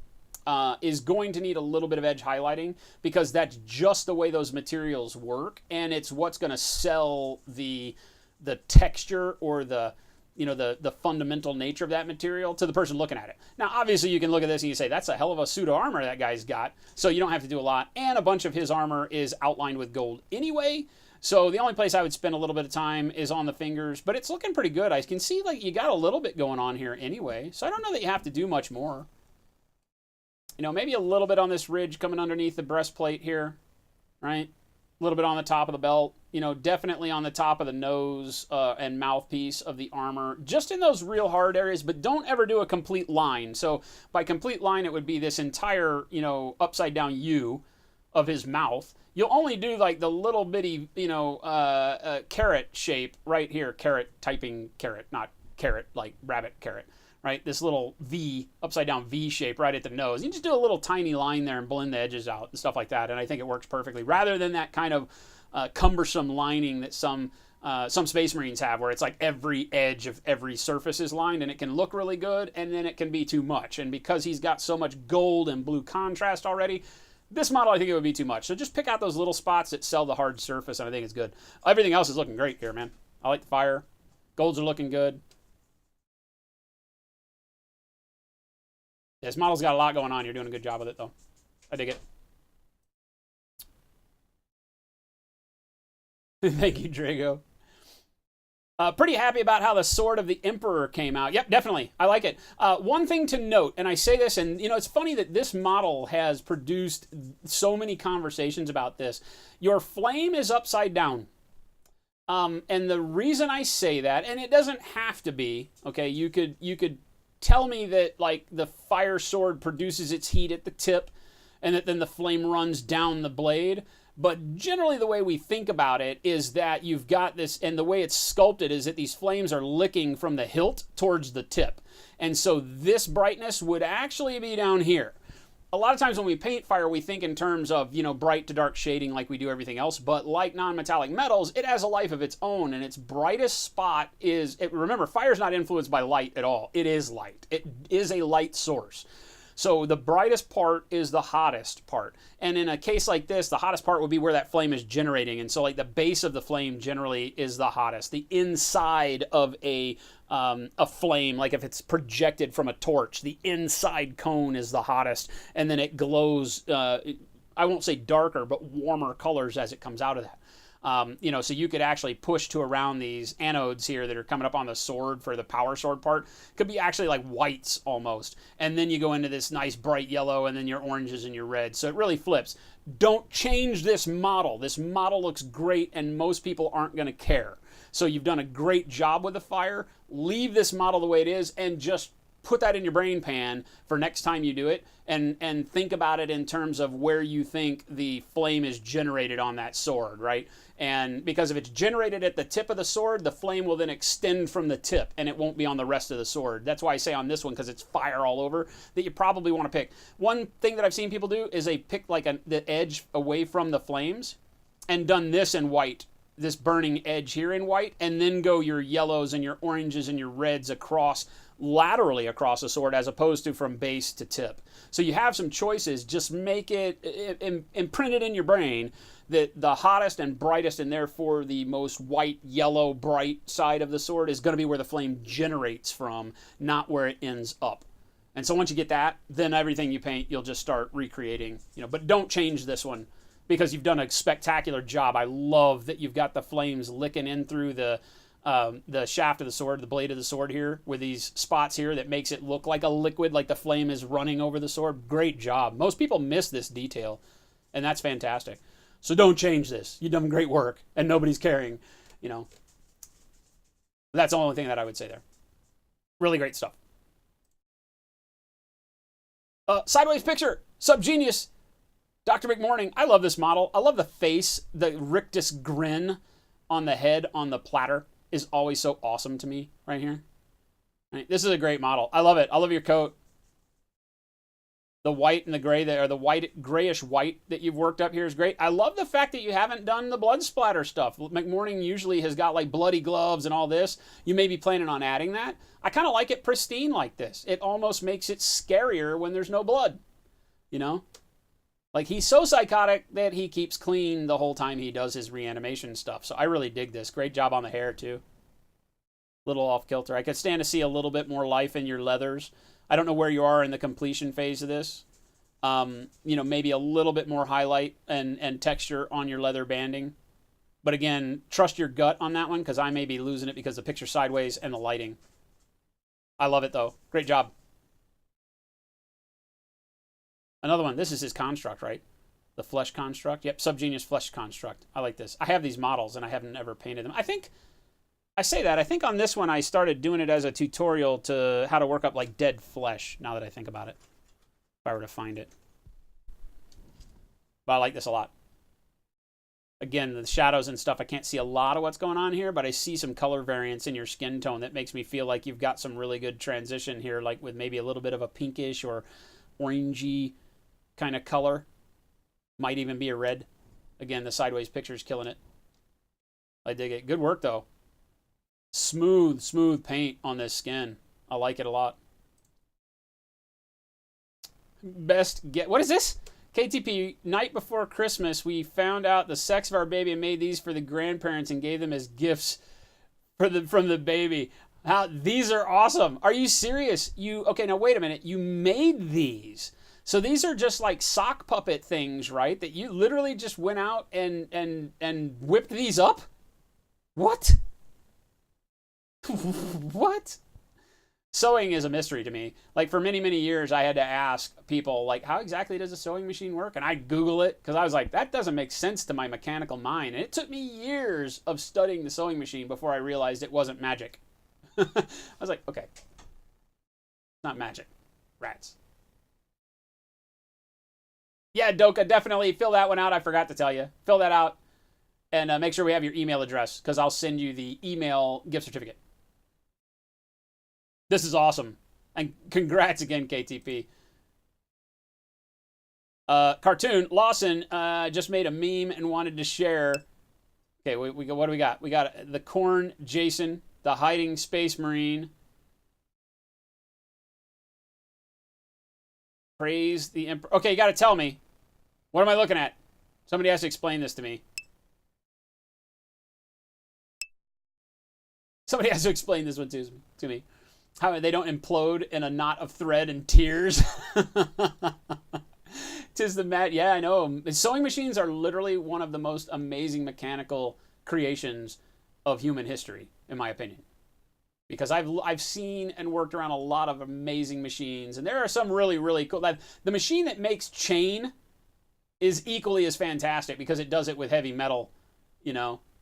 Not heavy metal, but, you know, heavy metal. Steel, iron, chain. The thing that folds chain and makes chain links out of molten metal and stuff, that machine's pretty bitchin' too. But it's kind of like a big-ass metal sewing machine. So I like that. So he's looking for him, and this guy gives up his space because he can't stand to sit there too long and not say praise the Emperor. Is that what I'm seeing here? I feel like that's what I'm seeing here. The killer gives up looking, but then the space... Yeah, exactly. The Space Marine can't hold it in any longer. He's like, I can't do it. Praise the Emperor. Oh, holy hell, this is great. Onia, trying some non-metallic metal. Could use the feedback. You're still going to apply some weathering later to the armor. More of a stylish light placement rather than realistic. Yeah, with this kind of, you know, non-metallic or hard surface glare that you're doing on the armor, you've picked it great. To do realistic light, I mean, definitely not what am I going to say here? It's not undoable. Is that a word? I don't know if that's a word. But it's usually not the best practice to start with. When we start, we just pick a side, right? Pick a side that you want your brightest reflection to be on, which you've done. You pick the left side of the center rib of the armor. You've done a nice glow up around the collar, and then you've picked this nice V highlight here. This is spectacular, man. I really like what you've got going on here. Doing it in the blue looks spectacular. It's good. It doesn't sell it as metallic yet unless you continue to push it further up in brightness. Well, it does, right? But not as like a shiny, super shiny metal. This sells it as being a really nice painted metal. So as long as that's what you're going for, don't change a thing. This is awesome, right? I love it. Great job here. You know, if you wanted to push it up as being like a blue, like some sort of blue alien metal, just push it up a little bit brighter. Catch yourself a little bit more highlight up in this upper corner of each of these plates, and then extend this brightness that you've got with your light blue, extend that white into like where this crack is. You know, you've done a great job here with the highlight on the crack, and then just from this corner, just a little shock of white up in here, or whatever this brightest color that you use over here is. Right, same thing on the collar. You just add it in a little bit, and the shinier you get, the more you sell it as being a harder surface. Right? Doesn't necessarily have to mean it's polished. Even dulled armor has a sheen on hard transitions where it has hard corners and stuff, because it will still polish itself by being rubbed on. Even by people adjusting the plate by holding the collar and pulling it down, or, you know, rubbing their arms. When this guy moves, those pauldrons are going to scrape on the metal, and it polishes the corners where it rubs. So you still get a shine even if it's all rusty, right? And a lot of people forget that. So, but I love this. This is great. Great use of the technique. Perfect. Excited to see what you do when you get the whole thing put together. Ultra Mega Helmet. Converted Gravis Captain tried blending on the claw. Any suggestions? I really like this. There's a lot of texture on it. I'm assuming from kind of a dry brush coating that you're doing to get your coloring on. So I'm picking up a lot of that texture, but that's just what dry brush does. So it has a good story to tell on stuff like Space Marines, where it can be like, you know, ancient and a little gritty, and you're not going for that high polish. And then, like you've done, spend your time on the metallics, the golds, making those be your shiny, smooth texture. It can work. Just be careful as you're doing it, because you might get texture in some weird spots sometimes. Here on the plate on the front, maybe smooth this out a little bit.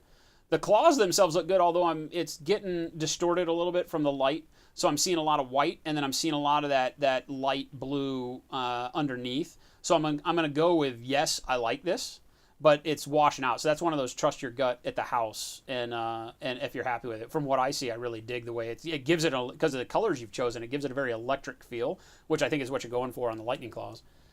And the only other thing I would say is your color choice is fantastic. Your blend from shadow to highlight, like on the toe and front of the foot.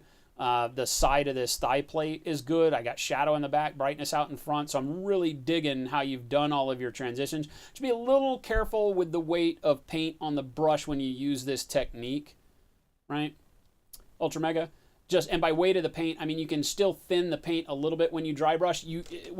When you use that technique, it's very difficult. Well, I say difficult. It's a very narrow range you can thin in, right? You don't want to take the paint right out of the bottle, put it on the brush, because the first couple of strokes will work really well, but then it'll start caking in the brush hairs. Even if you clean your brush every time, it starts caking up and it starts giving you more grit, and what that means is more surface area of the brush touches the model every time. So it doesn't mean that the paint has to change. It just means that there's more brush area as paint builds up on the brush, touching the model, putting more paint on, so it gets gloppy. So you can thin it a little bit. That helps with not clogging the brushes quickly. It also helps with making sure that the consistency of the paint is good. And then as you clean your brush off on a paper towel or whatever you use, and then go to the model, you'll have to do more layers, but you won't get as much texture. So, but I love it. Great job. Another shot. Yeah, this appears brighter, right? Because you're saying in more light, and this I really dig. And you've kept your darkness really nice here. It doesn't add too much depth. Depth meaning actual depth on that ripple in the middle of the armor, but gives it a really nice shadow right here. Great job. Again, I'm super stoked on what you got going on here, man. Thumbs way up for me. Solomon Grady, Whitford D2's Castellan robot in a Fallout construction bot scheme. Oh, Fallout the game. I gotcha. Yeah. I like that, actually. With the kind of reddish orangey trim and definite grimy been hidden away in a vault for a long time. I dig this a lot. That's a really neat scheme. I like the grittiness and griminess, and it's oily. It doesn't look like it got caught under boulders. It looks like the oil is piled up in all of the right locations, right?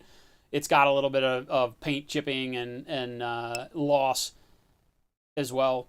One of the things that I always like to tell people is, especially on armor like this where you have a trim, right? Remember that you've got, and again, I only say these things not to have any influence on your model, kind of like the fire discussion earlier. What you've done here is fantastic. Don't change it. But I'm going to do this so that I can show you. Let me hide that real quick. Whenever you are painting panels All right, like let's just do a square panel here. All right, so if we've got this square panel or whatever shape, I'm going to give it a little bit of three-dimensional shape here just for shits and giggles. Right, so it's got this shape on the panel, rolls across, and has a trim. Right, that's what I'm trying to draw here around the outside edge. Right, so the panel is sunken in, the trim stands proud around the outside. It doesn't matter how far, it can be, you know, higher, it can be just a little bump. But what it means is that the surface of the metal is lower. So whenever you have things contacting this metal surface, right, and you know, generating friction or impact, you know, whether it's bullets or whatever it is, being rubbed on, whether you can imagine like blowing sand in the desert or whatever, it's going to strip the paint in this area first. Right? And your paint is going to be left around the outside. So in that scheme that you were doing there, it's almost like you'd have your yellow closer to your red, and then use that grime buildup would be down in here where the oil and grime, you know, catch in that little surface, that little crevice that's formed where the armor and everything has a low spot. And then here it gets rubbed away. So here you could have, you know, rusty open steel or whatever, and, you know, maybe patches of paint that where it didn't rub off or whatever, and then your lighter color around the outside to sell these surfaces, because it's going to be harder for anything to hit right here because it has this surface it has to get across. Does that make sense? So anytime you've got a raised surface around the outside, this paint is protected by this wall, even though it might only be a little bit, is painted, because you can imagine if you bang this up against a wall, the parts that aren't going to get hit are right here and right here, and the wall can hit right in here. So, just a mental note. Again, I only say these things, like I said, not to change the model in question, but to add to your library of knowledge so that as you paint more, you can know the rule and then break the rule in a way that makes sense so that people still understand what's going on, right?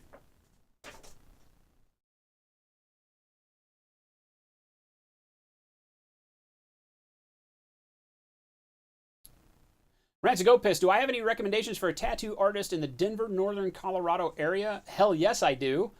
Where in how far in northern Colorado? Can you get to Fort Collins? Because La Familia Tattoo and the one right next door that the guy owns too, Dr. John, Tattoo John, are the places up there. There's some good places in Denver, obviously, too, but I would always say to go up to La Familia, and I never can remember the tiki tattoo name of his real shop, but they're right next to each other on the main road going past the university in Fort Collins. Just Google Tattoo John Fort Collins and his shop will come up. You live across the highway? There you go. Done deal. Done deal. Great guys there. Great guys there. If I would have wanted to, when I was in Colorado, one of my thoughts was to go back into studio tattooing, and I would have worked there.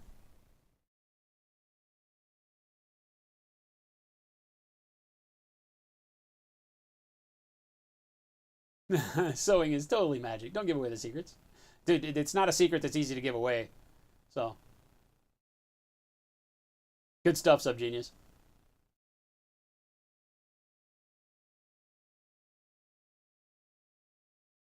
D2, this is the first time you've seen the full thing since giving it to him? Oh, really? Yeah, because he said this one's for you. This is awesome. I think it's fantastic. It sells grit and grime in the right way.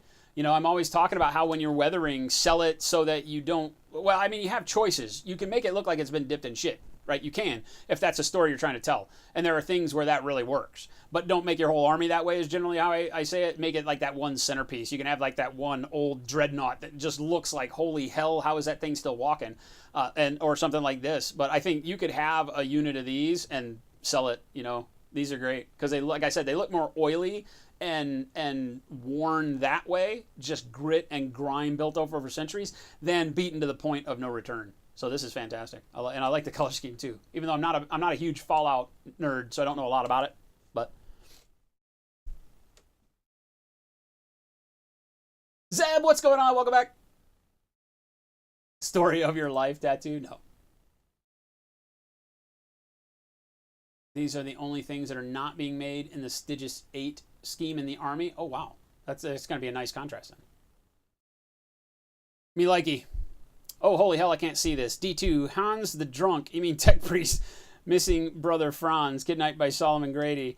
First time working with pewter models. Yeah, these are the old ones. I dig this. The picture, though, the contrast of the light being behind him or above, directly above, is not going to let me see a whole lot of what's going on here. If you could get a shot with a little bit more light on the front, especially since you've got what appears to be quite a bit of black, like on the robes and stuff. Right? But I can tell with, the coloring that we've got in the metallics, offset by reds, what I'm assuming are blacks or dark grays here. And then a nice, enough bronze, goldy to set off all that silver is always good. So your color complement is nice. I'd like to see this with a little bit more light. We may not be able to get... I'm probably not going to do a refresh tonight, so hold them for Wednesday. D2, one can only take so much metallics before going... No, I was going to say, man, when you're doing Stormcast and Mechanicum, are you nuts, sir? Are you nuts?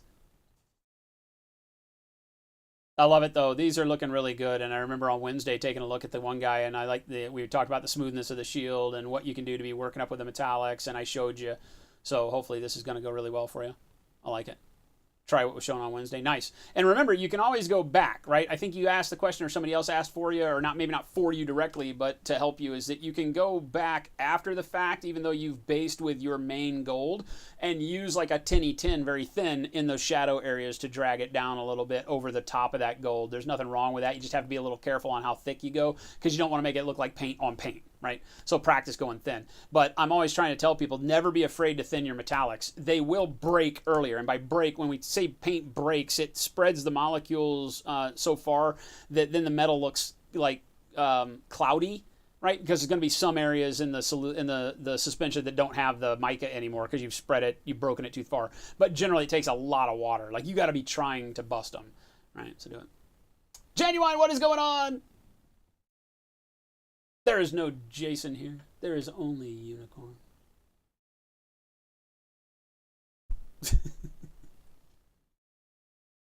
Not much detail to him. He's only black. Gotcha. Gotcha. Right, I think that was it, right? If that was it, I'll do a refresh real quick. Yep, that was it. I'll do a refresh real quick. Azrael, take it easy, my friend. Thank you for hanging. All right, good. Hey, check this out. It's an AR lower. Caught me off guard, so here's an AR. Yeah, I was going to say. Nice. You're waiting on the rest of the parts? Not a problem with this. I mean, you got the bang parts. You just need the barrel part, right? And the stock part. Very nice, very nice. What is this? I'm not seeing the manufacturer. I can't read that. There's a bajillion people that make ARs now, and I don't know logos by heart. So very nice. Congratulations. I've built a number of guns. Omega Sun, any quick tips on how to pull off the half-full container on his back better? We have, my friend, we have a magic card about this, Omega Sun. Oh, are you in luck, I think. As soon as I say that, and it's probably not here. Let me get the stack of magic cards that are here on the desk, because if it's not here... Ah, look, it is.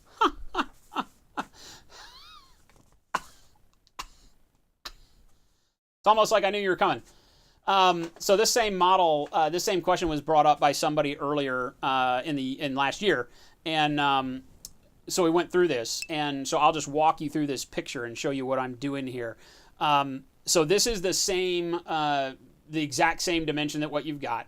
You've got a really good color on there right now. What you've got is inside this window, you've got a line here. You've got, a liquid color and a not liquid color going on right now. And it looks like you've got some highlights in all the scratches and stuff. So, great start. That's where you want to start. Now what you want to do is put some dimension to that fluid to sell it as being separate and being a fluid and not just a stain or a fade or something like that.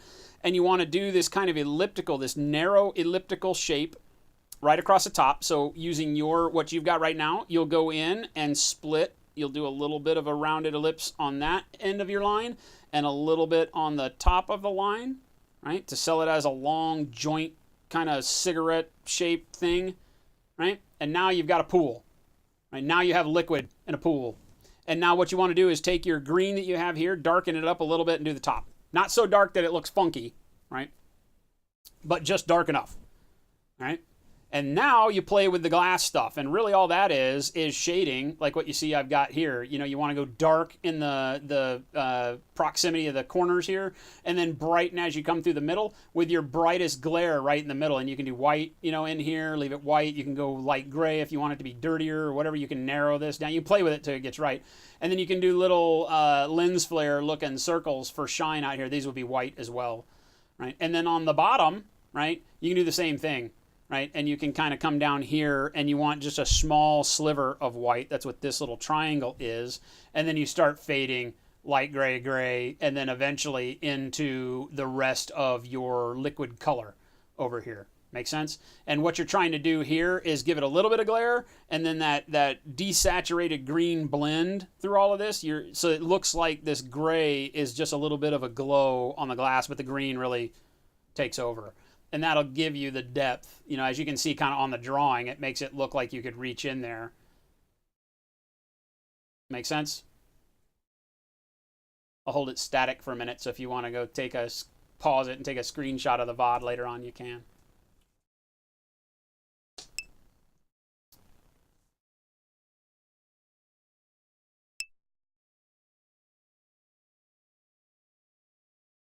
Cool.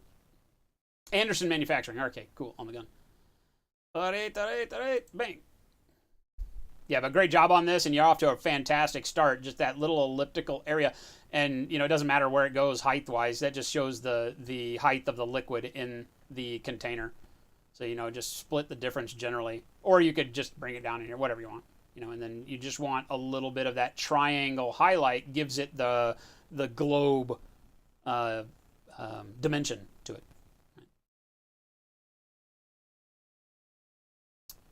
ATC Romans, what is going on? Just sharing your latest whip. I dig this. More nerdly goodness. This guy's awesome, by the way. I like this, and I love the color choice of that deep maroon likes us. On the little Damon. Pippy Potts, thank you for the follow. Welcome. I love this color. I still don't know how you guys are accepting my information as I'm wearing this incredibly awesome hat tonight. But good on you for taking me seriously. I like this a lot, man. Great color. That's the first thing that grabs. Well, I guess the first thing is the purple, and then the pinky flesh, and then it leads me down to here. So I get a good travel through the composition. And this is that musician guy, right? Am I knowing that right, or is this the? Oh no, it's not. This is like the scribe guy, because I see him writing like in blood, or something like that. Either way, I dig this. This is awesome. The unicorn is... You listen to the unicorn, and not I should just do this. So, what we usually do is, when you want to paint like that, draw it like this, take a little brush, you know, it's the thing. I should do that. That'll work. The tally man, that's it. Yep, the tally man. The tallywhacker. Come, Mr. Tallyman, tally me banana. Is that a song? I feel like that should be a song if it's not a song, but I feel like that's a song. I feel like that's a thing. I feel like that might be a thing. All right, gang. I think I'm out of here. One last shot of our insanity for the evening. This is the slow fuse model. Hence the reason we're wearing the silly unicorn hat tonight. Right? This is our Hero Forge model. We worked up a little bit on the skin. We got just basic shading and highlights going on the skin so that we could do the insanity that is all of my tattoos. There are the basics. I think I've got to come back and do a little bit more work on the flower on the wrist. And then, of course, we didn't do anything other than kind of give a basic fundamental outline of the skull on my hand. The flower, I love the water, the gray, black Japanese water turned out. Dralaza, thank you so much. And then the dragon and everything weaseling around my arm like it does is good. We got the tail. Can't forget to do his hand holding the globe over on this side. And we got our little turtle dude in the back there too. So not too shabby. The insane amount of time it takes to do that kind of stuff is well worth it, as you can see if you spend the effort. And then there it is in life size. So... And I only have 4 more limbs to go because I got a few tattoos. So there you go. There you go. Lots of fun. Appreciate it. We've had a blast. I'm glad you guys hung out with us tonight. I hope that, like I said earlier, that you got at least a little something out of the insanity that is painting tattoos in miniature scale. Hopefully that helped you at least get your head around the starting point. Generally with tattoos, the starting point is the roughest, and then once you get started, you can kind of figure it out as you go. So hopefully that helped. We had a lot of good talks about other stuff. Glad to see your whip. Congratulations to our giveaway winner, Doka. Thank you so much for everybody else that participated in giving some donations to get us that giveaway. Or get Doka that giveaway. I don't get it now. That bastard stole my giveaway. But thank you guys so much, as always, for joining us and spending your time. I know that you got lots to do. The fact that you choose to do it here is absolutely amazing and just makes me smile every day of my life. Glad to be your friend. Glad to have you guys as my painting buddies. And we'll look forward to seeing you on Sunday. Sunday at noon, Jen will be painting our new gig during the weekends. Jen will paint. Sometimes we'll do split screen. We'll probably do some split screen this time around because I'll probably be working on more tattoos on this guy or other models. Who knows? And sometimes we'll just have her set up, and it'll be me guiding her hand on some models and telling her what to do to get certain effects. So it's a great way as a beginner to intermediate painter if you want to see how my techniques get applied by a new painter. Remember, Jen has only ever fully painted one model and started a total of 3.